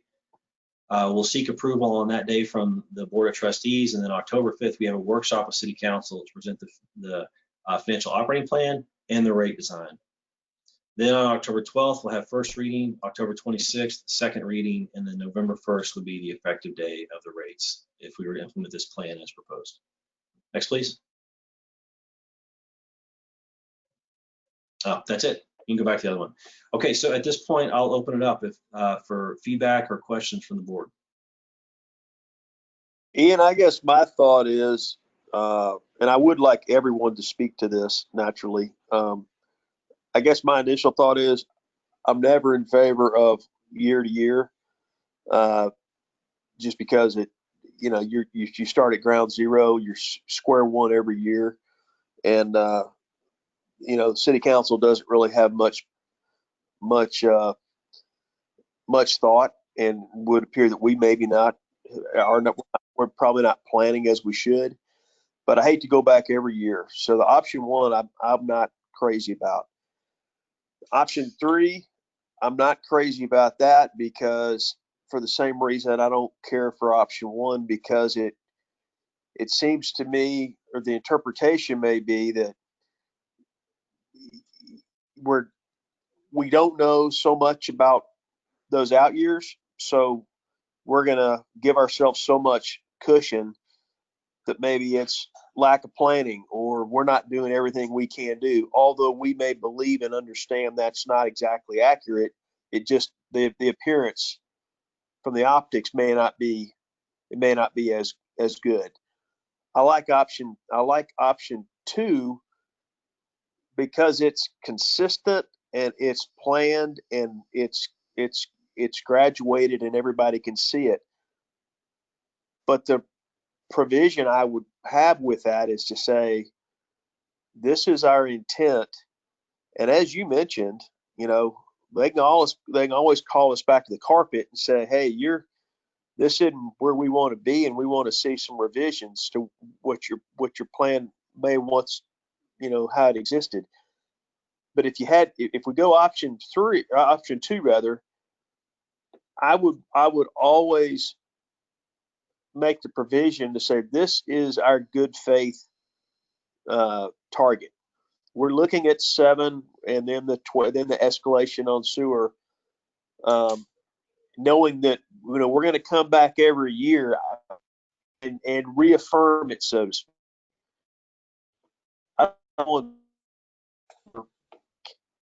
I just option. I don't like going square one and start over with option one. I don't like 3 just because it's too loose for me. And I think the appearance is bad. And that's a big number. I mean, you tell somebody 9%, but you say, oh no, but we're probably going to hit 7. If they're approving a no greater than 9%, I just think the optics are poor.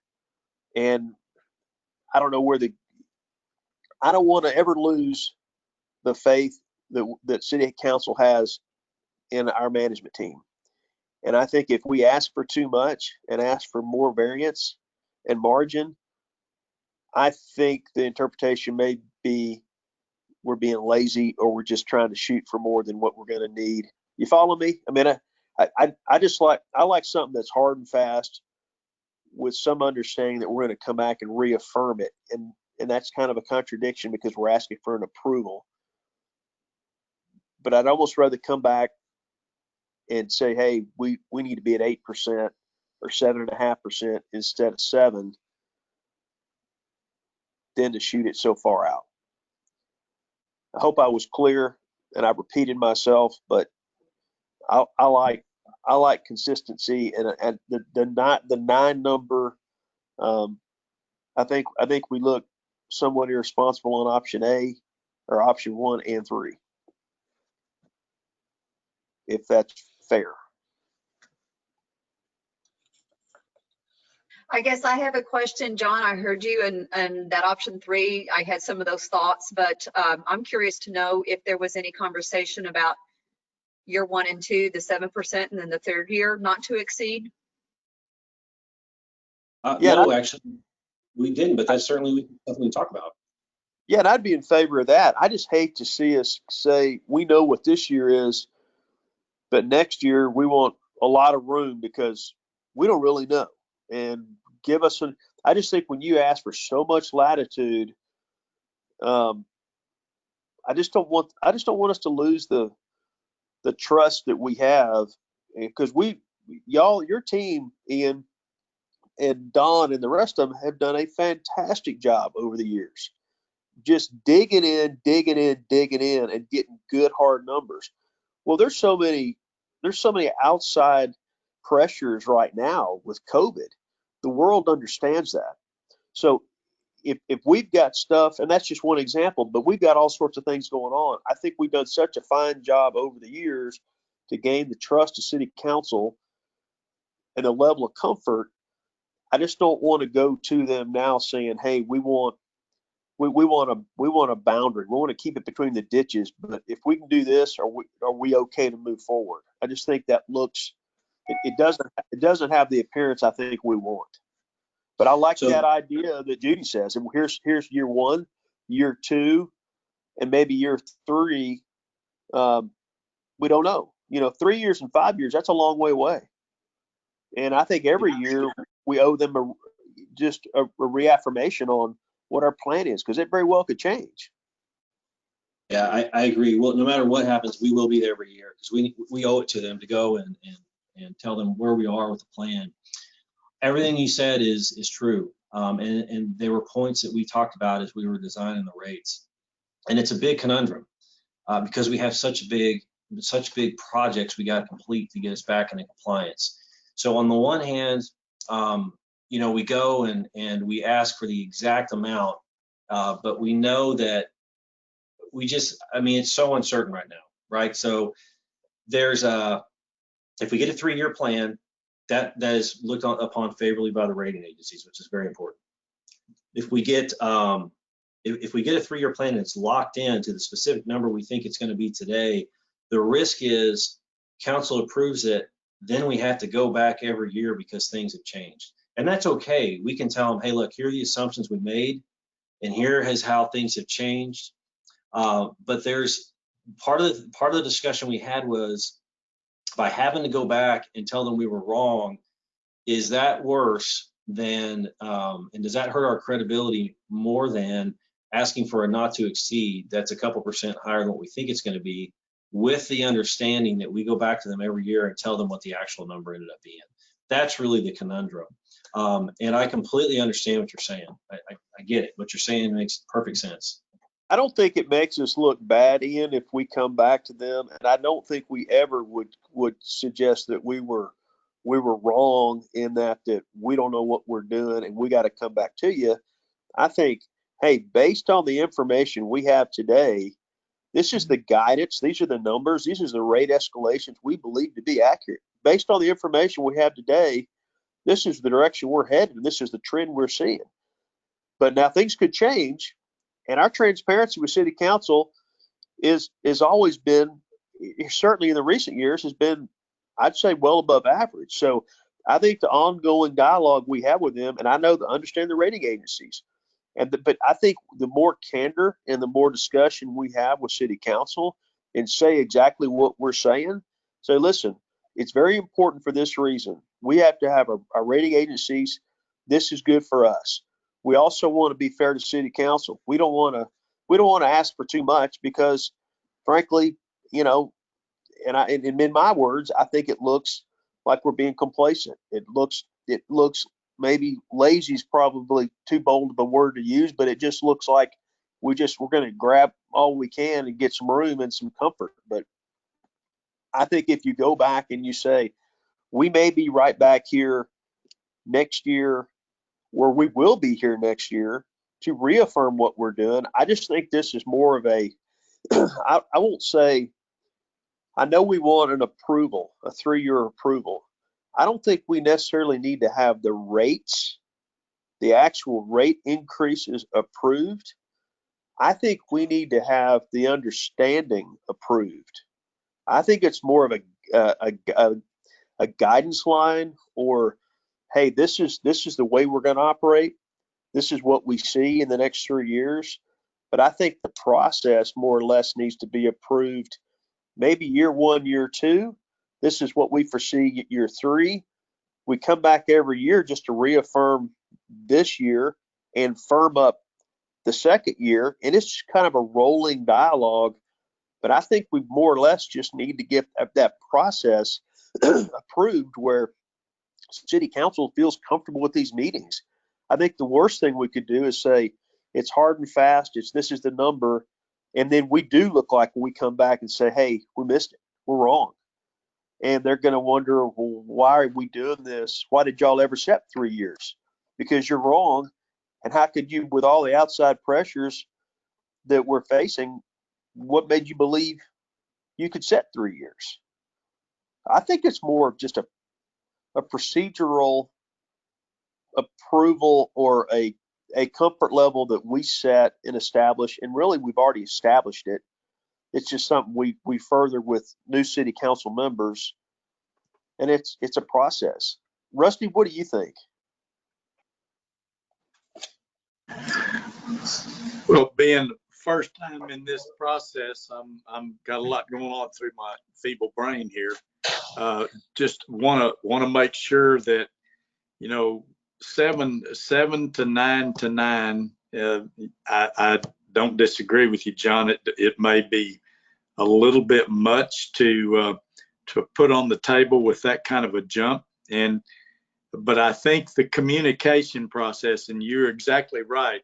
Standing on the outside looking in for the last, 4, 5, 6 years, there's a lot of confidence in NBU and the team on what and how you do your business. And so I think there would probably be no issues with the conversation. I think that preparation, the perception though may be, and that may be where John was going with what your comments were. The perception might be that we want to look that far out, and we want to make sure it's set at a rate. I think the year-to-year conversation is going to be really important, at where it's not necessarily firm, but it would be, this is what we think it's going to be. And like you're saying, but maybe it ought to be 7, 8, and then a question mark for the third one, based upon how conversations would go over this period of time from now until 21, when we have the conversation again. and then go back and say, okay, now last year we came to you and our plans were for 8. And I know you have to plan out, and I'm sure that's, or that's a question. Is that the reason for putting these numbers 3 years out? I'm sure it is. Is that correct, Ian? That you're, you want to be able to do this 3-year planning? But we actually have a 5-year financial operating plan. So what we're showing is just the first 3 years of revenue requirements, and therefore a rate design for those first 3 years. And we have a 20-year we have a 20-year forecast. And each budget cycle, we create the next year budget and a 5-year financial operating plan. So what we've done is we've taken that 5-year plan and created a rate design around the first 2 years, because that's really the capital starts to go. Okay. Well, I think that, again, I think you've got a lot of confidence from City Council. Now you also have 3 new people that are 2 new people that don't, they'll be brand new in your conversation. And so it'll be a coaching up, preparation for what you're doing, so they understand that. Now, you may well have had conversations with those 2 guys already, just to introduce yourselves to them so that they know more about NBU. If not, that might be a good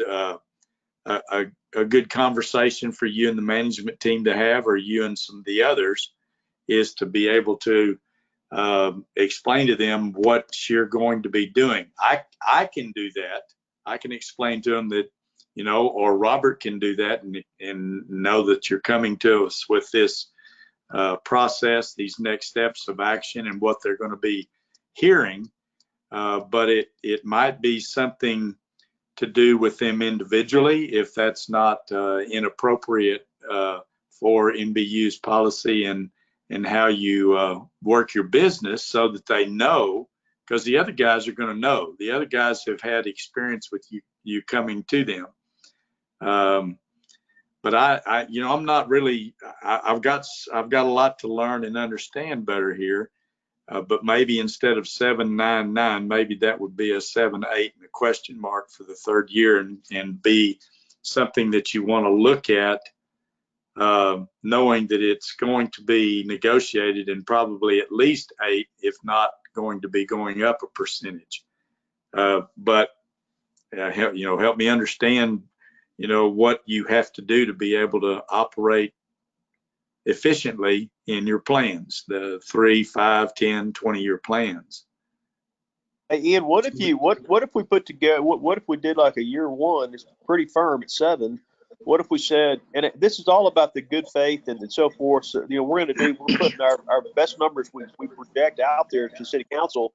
But if we said, hey, we're going to go 7% year 1, and we're looking at 7% for year 2, but we just want you to understand, there may be a range to 9.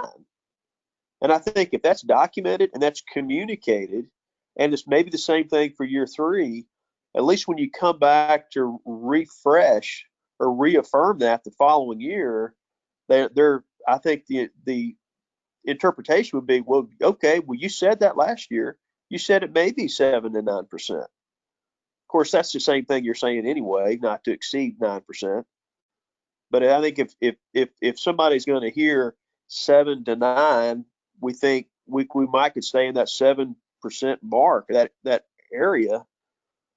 I just think that's maybe the perception may be a little cleaner than just saying, hey, let's take a deeper cut at this thing, and it may be 9% for the last 2 out years.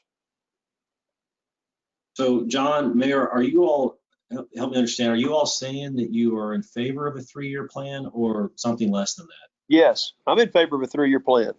So if you're in favor, if we do a 3-year plan, we have to set a specific number for each year. So right. With that in mind, what number would you want to pursue for years 2 and 3?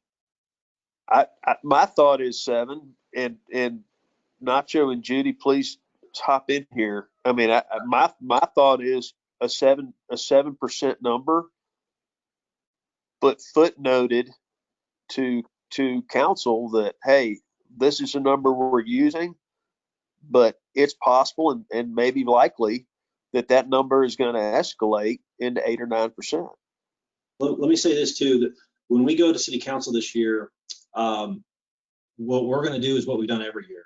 So there'll be nothing new this year. The only thing that's new, every year we've been going since 2017, 2018, 2019, it'll be 2020. So each year we go to them and we share with them the growth, which is driving the compliance issues, which is driving the capital, which is driving the revenue requirements, which is driving the rates. So we do that every single year. We show them the 5-year plan, we show them the revenue requirements, but what we do each year is ask for rates 1 year at a time. So this year we'll be doing the same exact thing, but instead we'll be asking for three years instead of 1. So what we're going to show them is what they've all seen before. And Mayor, you're exactly right. I would want to get in front of the other city council members that are new, because they've not seen it before prior to the council meeting. So if they have any questions, then I can certainly go answer those for them, so they're not seeing it for the first time at that meeting. So Mayor, you had mentioned 7-9, then question mark for year 3. Are you in favor of a 3-year plan or something less? No, I'm in favor of a 3-year plan. I think that as we look at those numbers, and I think what I hear John saying is, it seems like that if we prepare council for the future, and even if you go for a range, to be able to make sure as they're looking toward those year 2 and year 3, it's going to start at 7. It may end up at 9 for year 2 after the discussions, but this is where we are right now. And then year 3 again would be a question mark. It probably won't be less than 7 for sure, but it might not. It may even go to 9. But can you do that? I mean, in your planning, can you do a range, or does it need to be pretty solid that we know it's not going to go down? I mean, that's not going to happen, I wouldn't think. So we did. When we did the budget, we did do a range. And you know how crazy it was back in May, right? With COVID, it was so new. So we were trying to come up with best case, worst case scenarios to tell us what that revenue requirement would end up being. And so we did that. And we ended up picking a scenario that was halfway in between. But really, things have changed so much even since then that a range, really, we're just guessing. I mean, really what we have to do when it came to budgeting and settling on the budget and the 5-year financial operating plan, we had to pick one of the scenarios and just go forward with it. Because as you change the different variables, it changes everything. It changes your capital, it changes your O&M, and you've got to rerun the entire budget. So it's really hard. But here's one thing that does remain the same no matter what. A significant amount of that capital has to be built even if growth drops to 0. And so there's this fixed amount that we've got to build. It's always there, no matter how much we get in impact fees or new customers or anything. So we can come up with a number that's a range, but really the issue is things are so uncertain right now that it's anybody's guess on what it's going to look like in 3 years. So even the 9% cap is our best guess right now. So if we were to see what the range is, we think it's probably going to be somewhere between 7 and 9. Let me ask you about the compliance issues. Are those compliance issues already dated at a certain time that we have to be in compliance, or is that that's the question. I mean, do you have? So for yes and no. We are under an agreed order for the green wastewater treatment plant, which is going to go online this fall. But for the entire water wastewater systems, we are currently negotiating with TCEQ on what that's going to end up looking like. And so we've not pushed them on it, but what we've done is we're continuing to go back and forth with them with what's called alternate capacity requirements that shows, well, would you accept this? Would you accept that? Look, we've got this capital program that we're building right now. We have it in motion. So they've not come out yet with the final answer. Ryan, do you have any update on the latest on that? What you stated was exactly right. We're continuing to negotiate with TCEQ on those ACRs. And here pretty soon we should have a pretty good idea of that question as to what that date certain is with this existing capital plan compliant based on the new ACRs. For right now, it's the 2023-2024 time horizon. Okay, I see. What's going to happen with, as far as the final answer on that, what's going to happen is we're currently out of compliance. And so how these things typically work is they're not going to say, build it any slower. They're going to say, Yeah. what's your plan? All right, get it done by the time you said you're going to get it done. And really, I think the concern that I've got is what TCEQ will do, which they've done to us in the past. They did to us when we were building the expansion at North and South Keeler. They fined us. Our discharges were not meeting our permit, and even though we were building capacity at that moment, they fined us, which, you know, they're doing what they have to do. It's a state agency, and they've got these regulatory requirements. It just seemed odd to me. Why would we put money towards a fine if we could put it towards those investments in infrastructure? But that's what they do. And so really, to me, when I'm thinking of these negotiations, I'm thinking, it's not about the date because we're building as fast as we can. It's, oh my goodness, like, can we do this without being fined? Really, what I'm concerned about. Okay. Ian, I had a request for a break before our next presentation, and by no means am I trying to push through this one because we need to talk about it. But my question to you, Ian, of the three options, what's your preference and why? I would listen. I agree with everything y'all said. This is not, there's no easy answer here, right? None of the options are pleasant. But if I had to pick, I'd pick option 3. And the reason I pick option 3 is because I have a concern about having to go back and say we were wrong. You know, the fact of the matter is we don't have a crystal ball. We know it has to be built, and we know how to do it, and we are doing it. That's what I do know. What I don't know is this growth temporary and it's being propped up by government stimulus and low interest rates, and it's all going to come crumbling down? Because if so, we lose a lot of impact fee revenue, and those impact fees pay for this capital program. So what I'd like to do is show them exactly what we think it's going to be. We think it's going to be 7%. These rating agencies, which are helping fund these capital investments to get us back into compliance, really want to make sure that we got revenue to pay for it. And so to get that, to ask for the 9%, but tell them, hey, look, I'll be in front of you every single year, and you know where I live, and I will continue to be in front of you every single year. And I'm going to come back to you next year and show you what it actually can be. And if this growth continues, you know, it may be less. I don't know. I really don't know. If we end up having, changes there, I'd prefer 9. But if the opinion of the board is that our credibility is better going for all 7, even though we have to go back and ask each year and say we got it wrong, I'm completely fine with that. The number one thing that I want to protect is our reputation of doing the right thing and integrity. That's what's most important. And so I agree. I just don't. My one concern is I just don't want it to appear that we're overreaching. Can I put in my 2 cents worth? Yes, please.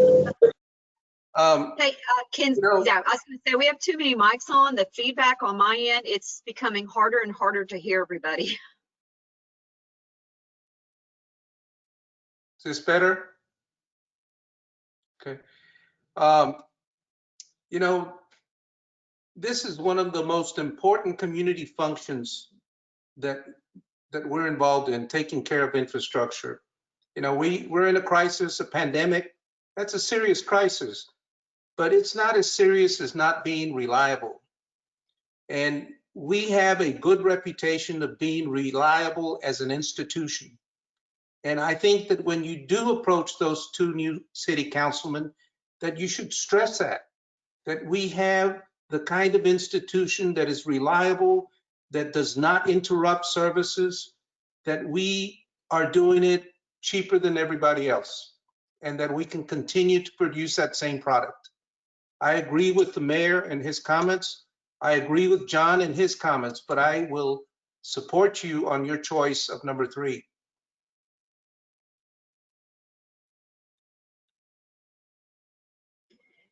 That's it. My thoughts, yeah, and my thoughts are on option 3. I would like to go back to maybe the suggestion that we do not to exceed for the 3rd year, and just do year 1 and year 2 at 7%, and then the 3rd year not to exceed 9%, because as you go forward, making council aware that in the next year you might have a better feel for if it's not going, if it's going to be more than that, but at least they've agreed to a plan that year 3 is likely to be higher, but they have agreed that it's not to exceed 9%. I don't know if you have discussed that option. I guess it's somewhere in the middle of what I'm hearing. We can certainly do that. We haven't discussed it, but it's a great idea. I think preparation is the most important thing. So you prepare the city council, whether it's 7, 8, 9, wherever you set it for year 2. And if you have to go to 9 on year 3, at least they're prepared and they've heard it. And it's not it's not a surprise to them. The question we're going to be asked though, Ian, I suspect is, what about year 4? Everybody that's ever set a budget understands that the farther, the out years are the most unpredictable. But some of these city council folks, my bet is, okay, we went 7%. Now you're talking about 7 to 9, and now you're talking about maybe 9 in year 3. What about year 4, year 5? Although we sit well today in these graphs, what do y'all anticipate year 4, year 5? I certainly don't know the answer, but I would suspect we'll get that question. Well, the most important thing is you're always protecting that low rate user. I think that's very, very important. It doesn't matter. We agree. Nacho, we agree on that. I don't want to jeopardize our relationship with city council to fit for anybody on council. As Rusty mentioned, these newer folks that we're overreaching, just trying to get something approved early on that we may or may not need, and that we're doing our homework and we've got our data in line. Well, we certainly had talked to them when we presented the NBU 101, and we can certainly have them back at the table and go over some of these issues with them so they can ask us questions. And we're certainly willing to be transparent about this. Absolutely, and that's something that Baron Castile taught me, is we cannot be too transparent with city council. Is Bob on the line? What's his thought? Yeah, thanks, John. Yeah, sort of echoing what everybody said, I'll kind of highlight what I'm thinking is reliability is huge. Having water and wastewater is an enormous part of our core services, and they are our core services.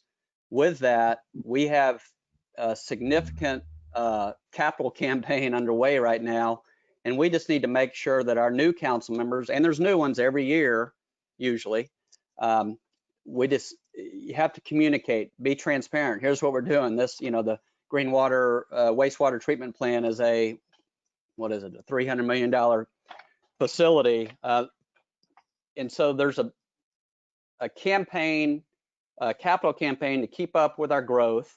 That growth requires more funds. How do we get there? And then specific to option 2 or option 3, I think now, between now and our next meeting or in September, I heard Fitch, but I want to hear how Moody's, what other rating agencies are looking at, what are their metrics? What's their scorecard? Or are we within those ranges to maintain our cost of credit?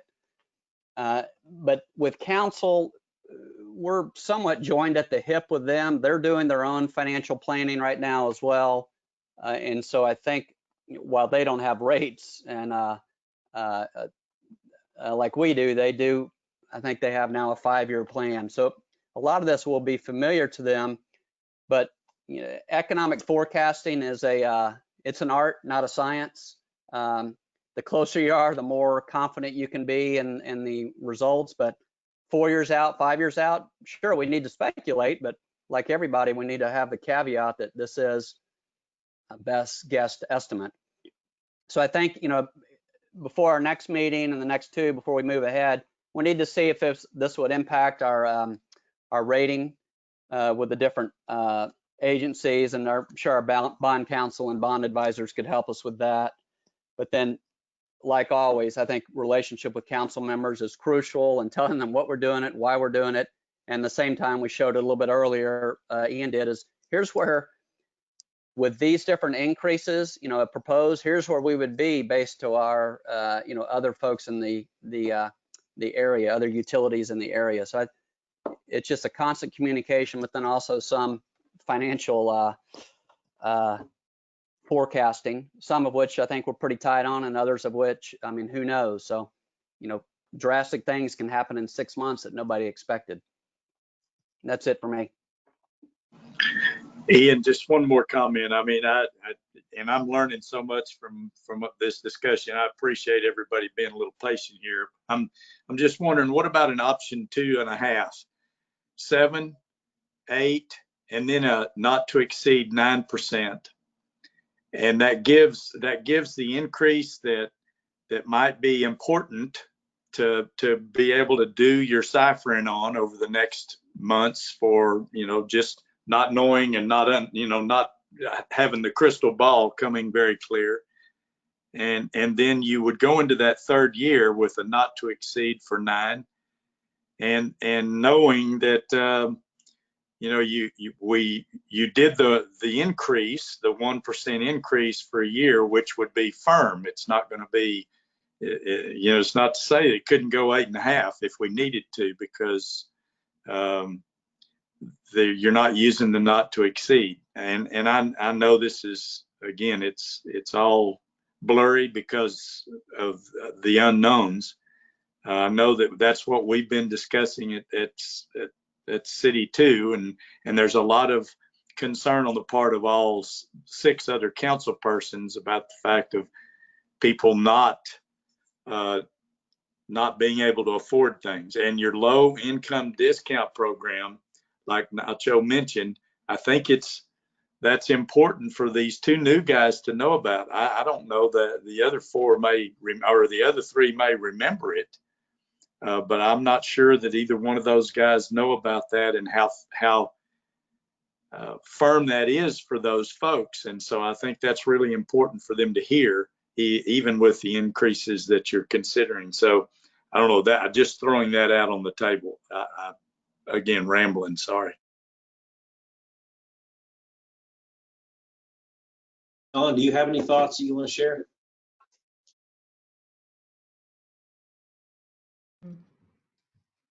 Well, I think I'm in favor of, either the option of giving the exact increases or the not to exceed.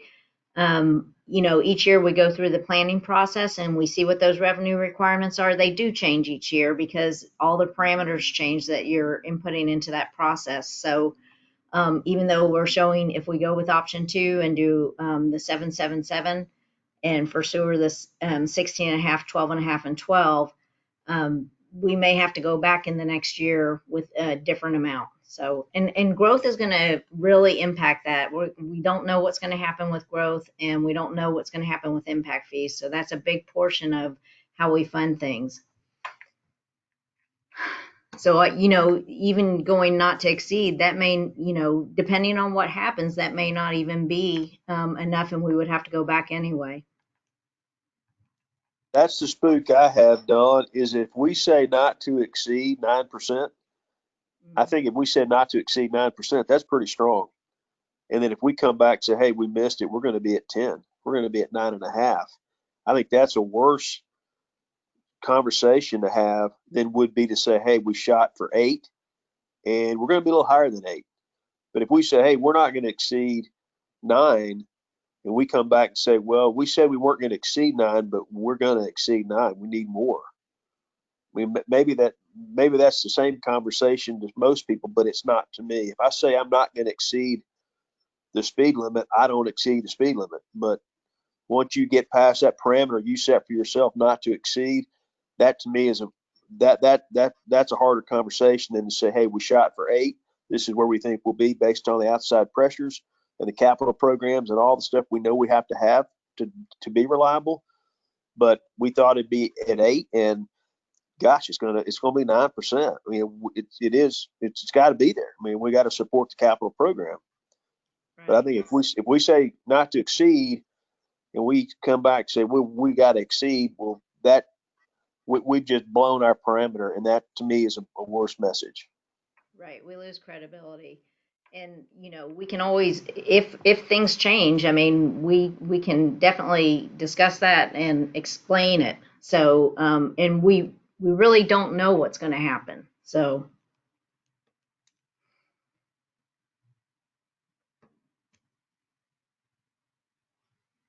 This is Bob Gregg at a calendar question. So we're looking at option 2 or 3, water 7%.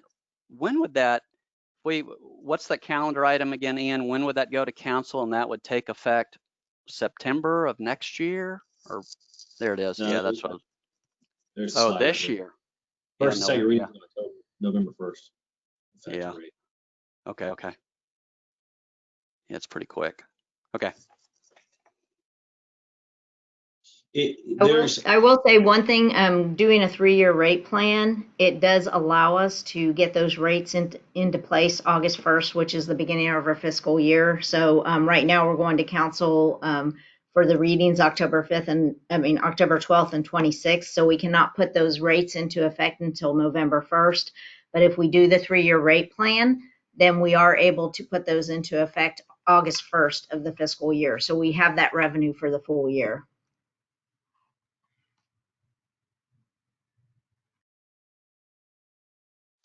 Since we don't have consensus from the board on a not to exceed strategy, I would lean towards picking the exact rate that we think it's going to be and presenting it to council with what those key assumptions are that are giving us that number, so that if those assumptions change, let me say it the other way, if the revenue requirement changes, and therefore the rate increase percentage must change, we can point to whatever that assumption was that was wrong, because we just don't have a crystal ball. Our forecasting is not perfect. I would, since we don't have consensus around that among the board, I would prefer just to go with the exact number every year. Any thoughts? Dawn, you're agreeing. Yes, I agree with that, because if things change, we can definitely explain that, and then we're transparent. The council will understand why those things changed, and then we're going for that exact revenue requirement. So I would agree with that. Yeah, Ian, go ahead. Yeah, and I would agree too. It's not ideal, but these are very tumultuous times right now, and maybe it's better to make a decision this time, next spring or summer, when hopefully things have calmed down. We have a little bit better certainty that today we may not have. I mean, interest rates are getting close to negative, and people are going to be building like crazy, but that may flip, this time next year. But it's just, maybe there's too much uncertainty to do a long-term plan. Bob, I agree. I think we're going to have a pass, frankly, with all the stuff going on. If we miss it, I don't think it's going to surprise anybody. But I really like what you said, Ian, about if we footnote and the assumptions, and if we will be able to identify the capital requirement and where we missed it. And I think anybody reviewing that from a city council perspective, that'll be acceptable.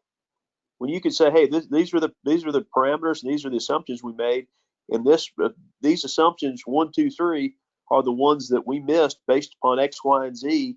This is why our capital or our funds requirement has changed. I think that's acceptable to anybody.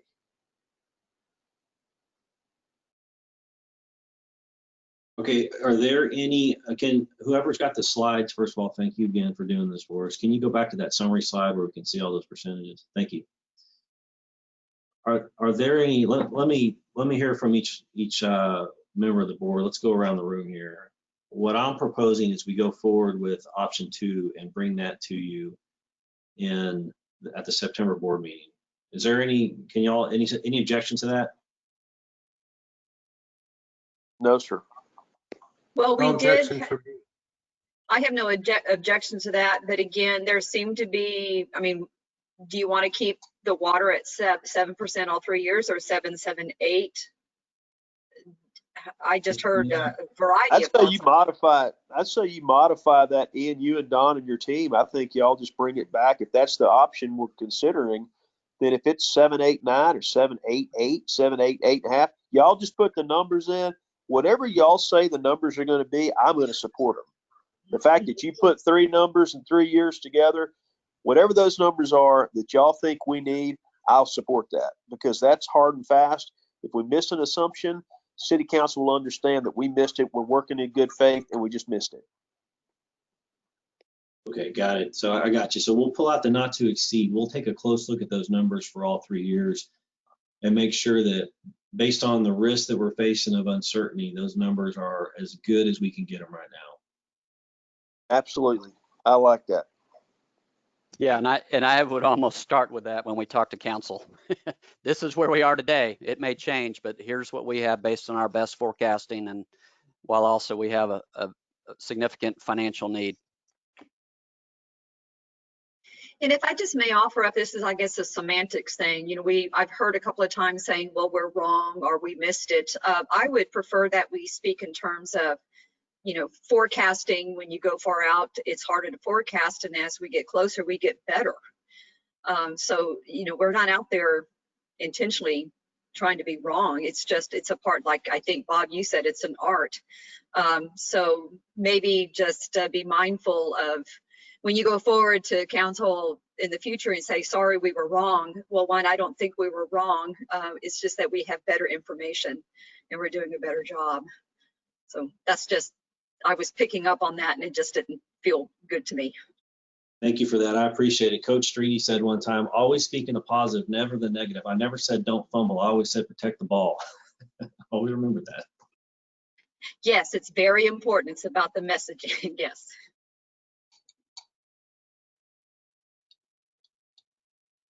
Good Okay, discussion. I think the semantics, I think what Nacho said about reliability, I think the trust that you guys have built from, you know, the city staff through the council and continues there. And so, you know, if it turns out to be 7, 8, 9 or 7, 8, 8 or whatever you come up with, you know, I certainly like the idea, though, that what Dawn said about leaving off, and John also, NTE. I think that's probably a smart move at this point. So, you know, right now I could support 7, 8, 9, but you know, you guys study it like John said, and then we'll talk about it again in September. Hopefully that doesn't put you too far behind your goal of where you wanted to be, so that you're ready to come to council. No, sir, this is exactly where we wanted to be. We were hoping for a good conversation like this so we can bring y'all the revision in September. So we're right on track. Well, we appreciate the good conversation. Thank you for letting us do that. Okay, very good. Well, listen, thank you all. This has been very helpful when we have these kind of talks. So we'll get this, we'll take another close look at the numbers over the course of the month, and we'll come back to you with exact numbers. There will be no not to exceed in there, and we'll have the exact ordinance language for you as well. So with that, that wraps up this presentation. Okay, I appreciate it. Everybody that's involved, and I'll tell you, Ian, I know it's easy for us to sit on these calls, whether we're in person or not. I hope no one feels like we're here to scrutinize, because I know y'all put a tremendous amount of work into all this, and for you to do the work and then bring it to us and have us kind of bat it around a little bit, I know that's got to be frustrating. But please do not misunderstand that a lot of this is just me understanding exactly what we're doing. But I don't ever want y'all to believe or think that we're here just to beat y'all up on something like this, because I appreciate the heck out of it. And I think I can speak for everybody on this call. Y'all do a hell of a good job. Well, thank you, John. That's very kind of you. I appreciate you saying that. But I will tell you that what happened here is what I look forward to happening, because, you know, we're in it. we're in it every day, and you all are the customer representatives, and it's important that we hear from you what the opinion is of the customer, and help shape and guide and bring the expertise that each of you have to the work that we're doing here. So while I appreciate you being kind and saying that to us, what I want to encourage you to do is do exactly what you just did. That's what we need. Okay, you got it. Deal. Hey, I've had some requests for breaks, and let's see. Let me see what time we got here. I got to bounce this up. We're at 3:23. Y'all want to take a short break, a 10-minute break? Is that fair? Is that too much? Too little? That's perfect. Okay, it's 3:23. Let's just come back in 10 minutes. We'll just call back up on this line. Or we can leave it on, we can exit, come back, or you can mute it and take a break, whatever you want to do.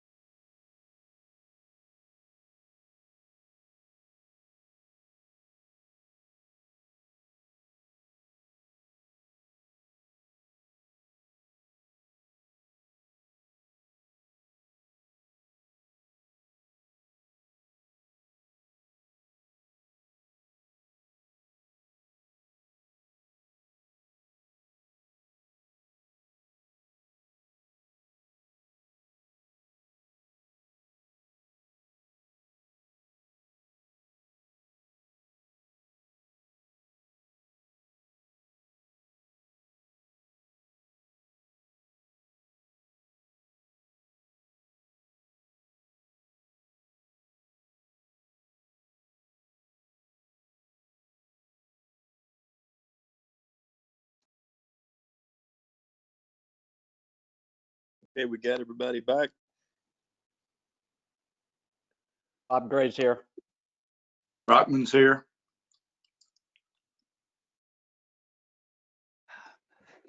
Hoffman's here. Campos is here.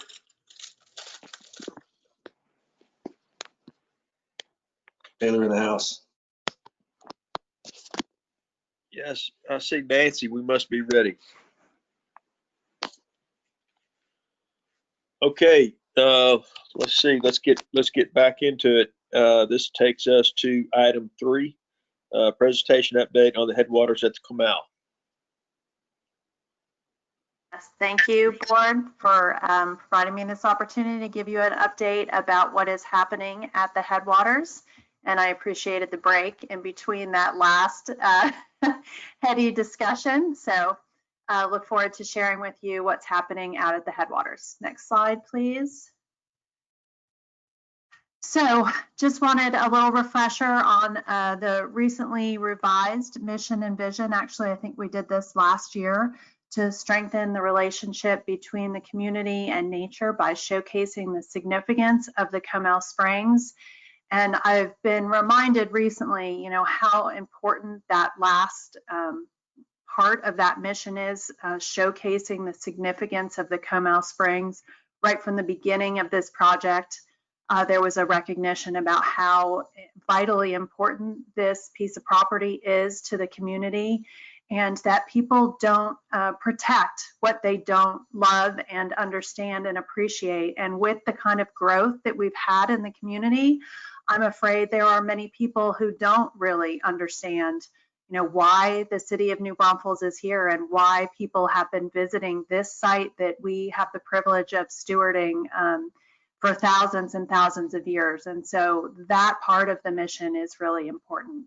And we hope to elaborate on that by, you know, our vision of creating this premier education center, inspiring everyone's hearts and minds on the importance of conservation, both environmental and cultural, to the community. Thank you. Next slide.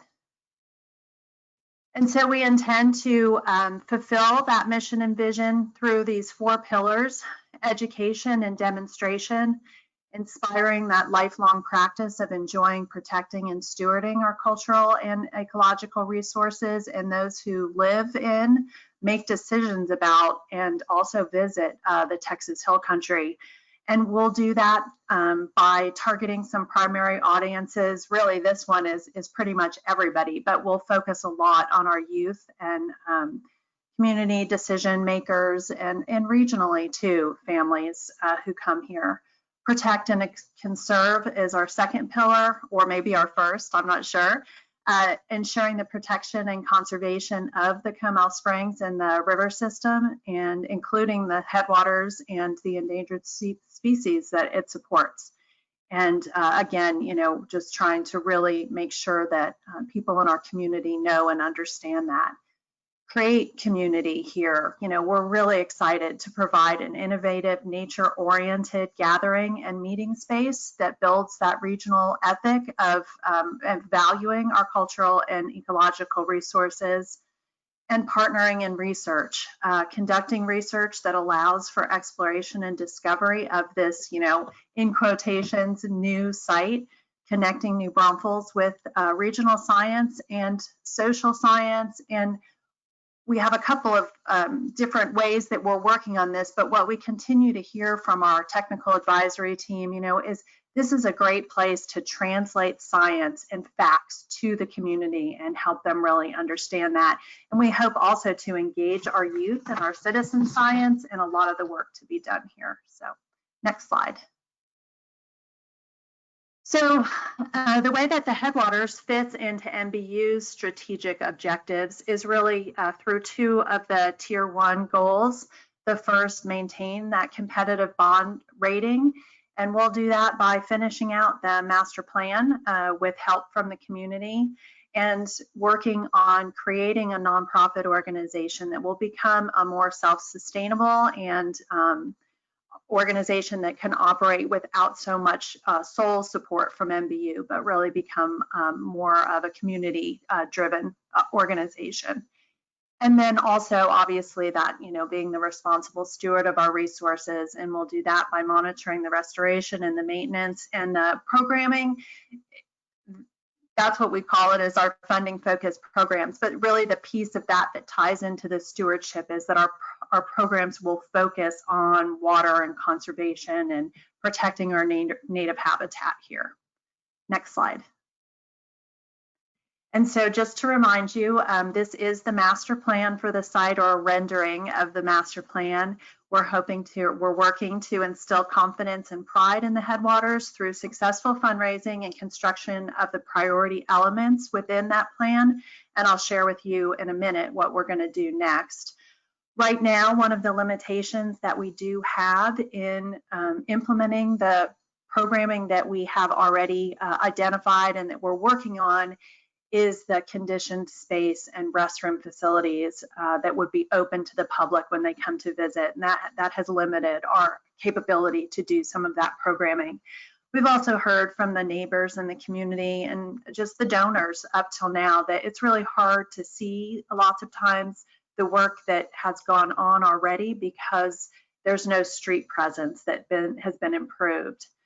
And then the archaeology is a part of the priority about the project that wasn't recognized in the beginning. And so since we've had this big mitigation effort, we're getting the results back from that, and we want to incorporate that into the story. And we'll get to all this by me really prioritizing, me and the team prioritizing on the fundraising piece of that. Next slide.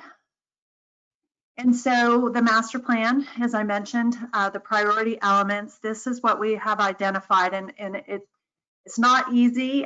We want to complete the whole thing, and picking and choosing which parts of the project are the most important next is difficult to do.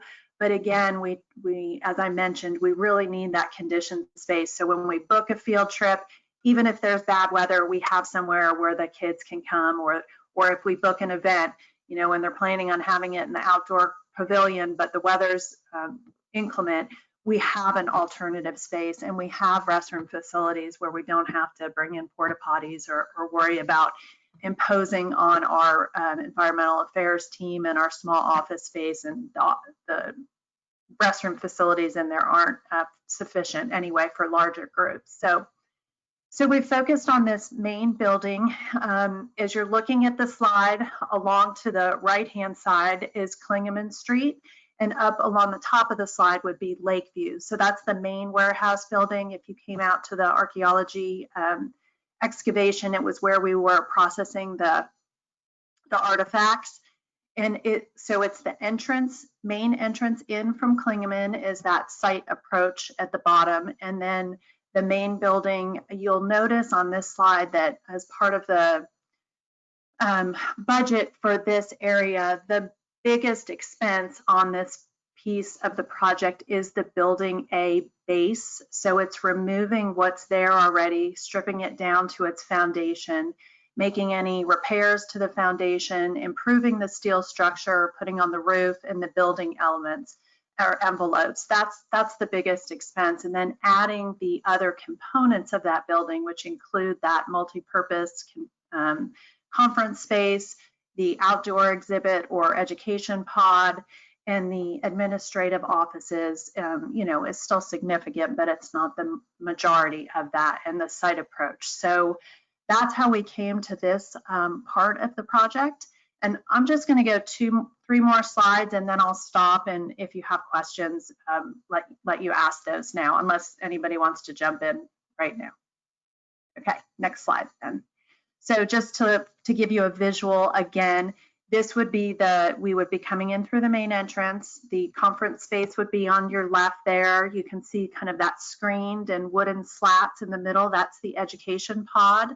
And then to the right would be the administrative offices. And there's another really nice size conference space in that administrative office building. Next slide.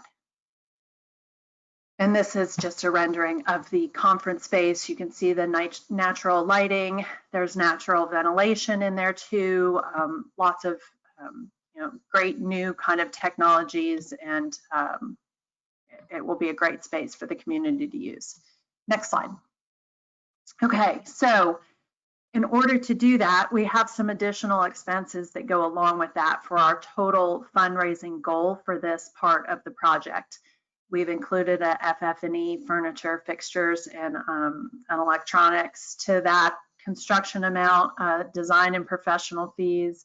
Campaign costs are really around materials that we might need to supply to donors or foundations, and then also naming donor recognition opportunities at the site and a construction contingency. So that puts us around $7.5 million, which is more than we were hoping to get to, but again, based on our needs and just the cost of construction, that is where we've wound up. So in order to meet that goal, we are projecting an MBU's contribution to the project at $4 million, and that was from the initial decision by the board to put in half of the cost of the project, and then have the other half filled in by partnerships through the nonprofit with foundations, businesses, and individuals. And so you can see we're targeting around $1 million from foundations, same from businesses, and a little bit more from individuals. We have a portion of that identified already, or already in hand, actually pledged or received about 500,000 of that, and we are actively pursuing a couple of great leads for foundations and some businesses, and so we're feeling optimistic about reaching our goal within the next year. Any questions on that part of the presentation? Okay, moving on. So the restoration and maintenance ensure the site management effectively supports relationship building within the community. This has become really important, and a number of reasons why. You know, we've had some partnership opportunities with the city. They asked to use the building that we weren't using right now along Lakeview for a temporary fire station. That's been a great partnership so far. They've been really, we hardly even know that they're there. They've been really neat and clean and pretty quiet, and really doing a great job of not turning on their sirens until they leave the site. And we had a number of issues at the beginning of the project with runoff and just trying to get a handle on what is needed to take care of this type of a native prairie installation and keep the site looking up to the standards that it deserves. And so we're really focusing in on that, identifying those needs, counting the number of hours we spend. You know, volunteers have already given many of hours of work helping us just remove invasives or do additional planting. We are also had the water plant expansion on the property this past year, and you know that was necessary part of the compliance and getting water out to those people watering, you know, irrigating their lawns. Unfortunately, that was the need, but that picture is at the bottom there. It's been a big impact on the site. Fortunately, because of COVID, we weren't having many visitors anyway, but I just really want to thank the whole water team for recognizing that and working with us really diligently, and then also finding somehow some funds within what was left in that budget to make repairs that really went even above and beyond their impact. And it meant so much to me as the manager of this project to know that everybody cares and has so much concern for that. And I really want to thank them all for the work that went into that, and accounting as well. I know had to do some things differently, which we are having to do with the headwaters just to make it work. So that's that. Next slide. So our future and funding focused programs. We are really working hard to demonstrate the relevance of the headwaters as an environmental leader through effective programming. And Lauren has done an amazing job on getting together an education task force that's made up of leaders from both our school districts and some private homeschool groups as well, and educators. even a lady who works at the Meadow Center is helping us out. So they've identified specific grade levels and TEKs that could really use help, and we are developing our curriculum around there. Another shout out to the city. Mark Endorse has just been a great partner in helping us at the headwaters, and you all in the consent agenda agreed to that MOU on our watershed education program. We have a lady who's working on that with us, and she's doing a great job. The funding for that came through the watershed protection plan through the city. Mark has also helped us with invasive removal and native plant through Edwards Aquifer Habitat Conservation Program. So he's just been tremendous, and we appreciate that. We're really excited about this education programming as well. She has a great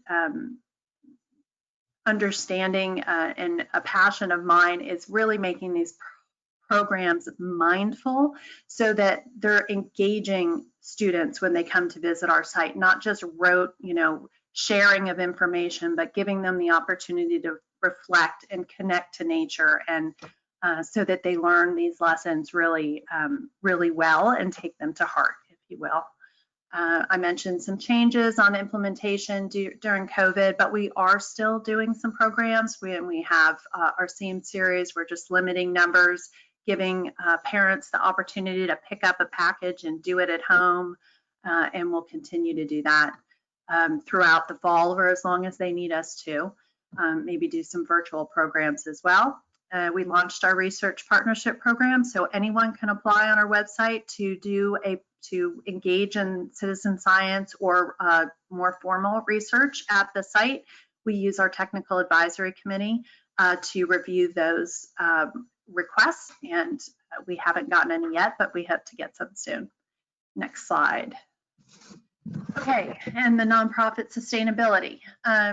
Really working with our Headwaters Nonprofit Board, which is made up of 2 MBU Board of Trustees, 2 MBU executive staff, and we have positions for 3 community members. We have 2 right now, 1 spot vacant, and we really hope to find someone to join our board that can help us in this next phase of fundraising and who's really passionate about the program like we are all. We are working on developing that long-term management agreement with MBU. We have not gotten on paper yet legally, exactly how the nonprofit will interact with MBU long-term to take the funds that we raise from the community and then translate them into what we've said that we will do for the next, 25 years or however long to honor the donations that people are making. So we're working to formalize that. Plans and policies, we're really starting a new business over there with the nonprofit. So we were working on that, as well as continuing to work on our communication plan and implement an annual fund. So not only do we need to raise our capital campaign funds, but we're using our memberships, which we offer at the Headwaters. If you're not a member yet, you can join, and that helps us to start build up our annual fund so we can pay for those programs and the other ongoing operations of the site.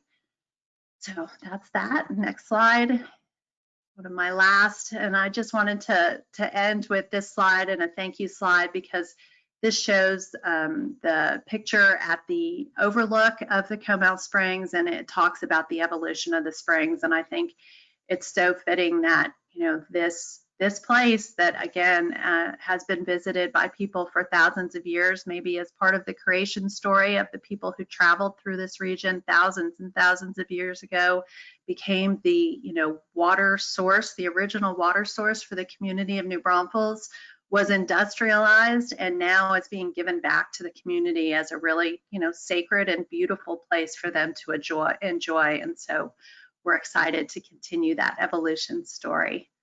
And my last slide just says thank you. And, again, I couldn't even thank all the people that help on this project. A lot of you are on the screen right now. And so thanks again. It's definitely going to be a team effort to get us over the finish line on this one, but we're excited to do that. Can't wait to see it happen. That is my presentation. Thank you, Nancy. Does anybody have any questions for Nancy? Well done. Thank you. Thank you, Nancy. Okay, that takes us to item 4, presentation and preview of the New Braunfels Utilities website. Good afternoon, members of the board. This is Pam Quigley. I am the manager for communications and external affairs, and I'll be giving the last presentation of the day. I am very pleased to present to you the evolution of NBU's new mobile-first website that was built specifically to enhance the customer experience. We believe that this new website will help transform the way that we do business with our customers. Today, I'll share with you the rationale behind deploying a new website, identify who our influencers or key stakeholders were, share a few of the milestones, give you just a slight preview of the site, share how our customers can find answers to their questions in just one location that is very much simplified from the old way of doing business, and share our content governance plan and let you know what's next on the horizon. So the rationale for the website began in 2018. In 2018, NBU contracted with Great Blue to initiate a journey mapping exercise. Feedback from the key stakeholders about NBU's website was clear. These top 5 issues were identified consistently across all focus groups. First, the NBU website was vast and difficult to navigate. They wanted ease of navigation. The site, they wanted it to function much like an app for the use of, for ease of use on their mobile devices. The site should offer fillable forms instead of the many PDFs that we had. The site should make it easy to do business with NBU, including paying your bill, setting up new service, or even changing existing services. And finally, the last thing that everyone thought would be a good idea would be a Spanish option for those most viewed pages for our non-English speaking customers.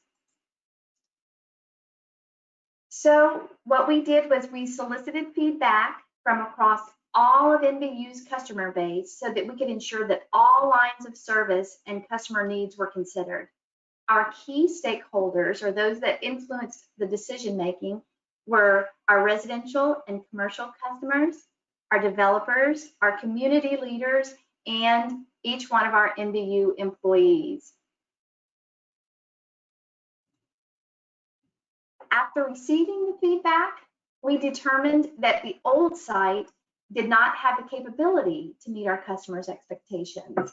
So through the RFP process, we selected MindGrub as our new website vendor to develop the new site.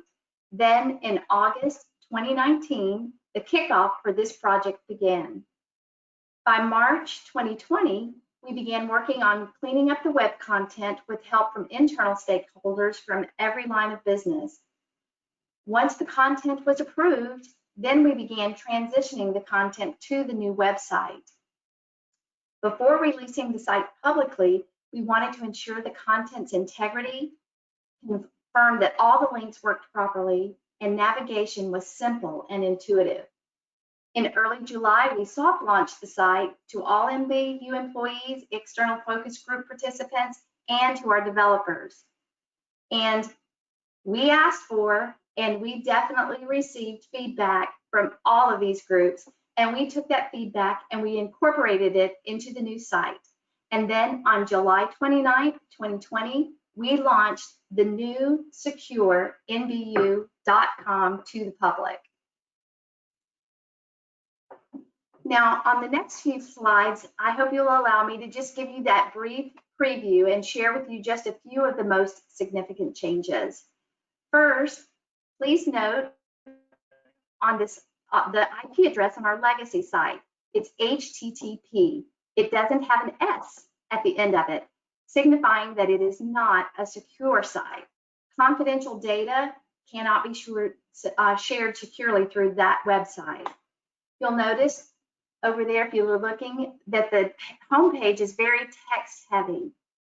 It's hard, and navigation is just a bit of a mystery. If you're looking for something in particular, it was very, very hard for you to know where to start your navigation. And the legacy site, the old site, was even harder to navigate on your mobile device.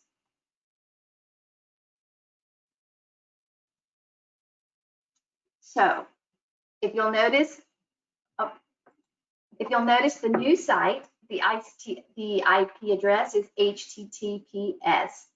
As you can see now, we have a secure site, and the most searched items on nbutexas.com are now easily visible and easy to navigate even on your mobile devices. Once selected, the menu option opens up and makes it easy to navigate information that you're searching. And this is true across all mobile devices, whether it's your tablet, your cell phone, Android, iPhone. Navigation is now truly simple. Thank you, Laura. This slide shows you how the new homepage looks from your desktop. From a glance, you can see that how to log into your account. The big green block draws your eye right away, which was one of the top questions sought out from Google Analytics.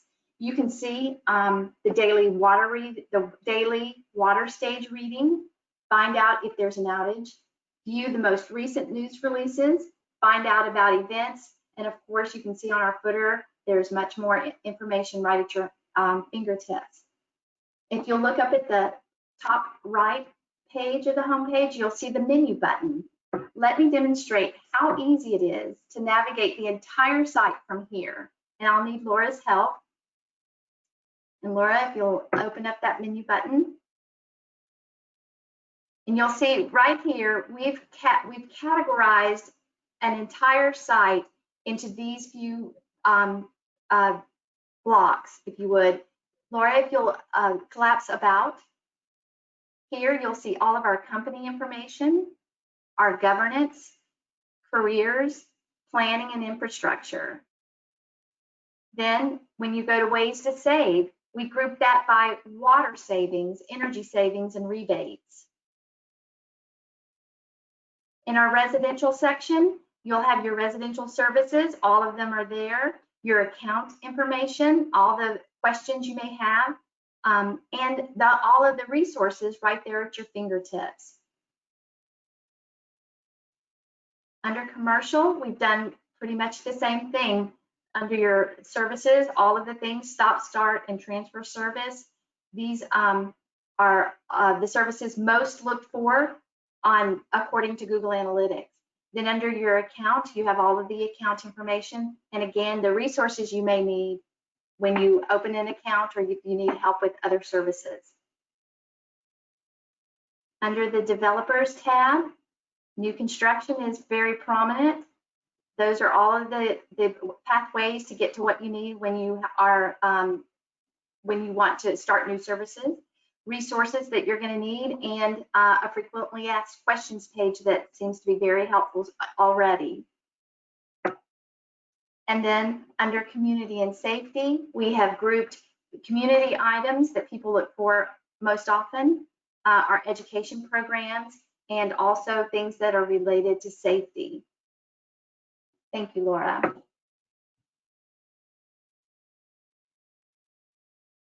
And we'll go on to the next slide. Here, this is our historical or old sites planning for the future page. While serving its purpose to offer information on things like rate increases and NBU's current and future projects and things that we have going on, if you take a look at it, you can see that it does lack cohesiveness. We believe the current planning for the future page offers more relevant information and then ties that information into NBU's capital improvement projects, and then that allows customers to not only see what we're doing, but understand the reasons why MBU makes the decisions that they do. Thank you, Laura. Here you can see our historical, our old sites, water stages page. Visually, it's has stage 1 or whatever the current stage is. That information was available to you. But contrast that with the next slide, please. The new site, the new Water Pages site offers information about every water stage, reminds you of the daily water reading, allows you to collapse those frequently asked questions to find the answers to your questions in seconds.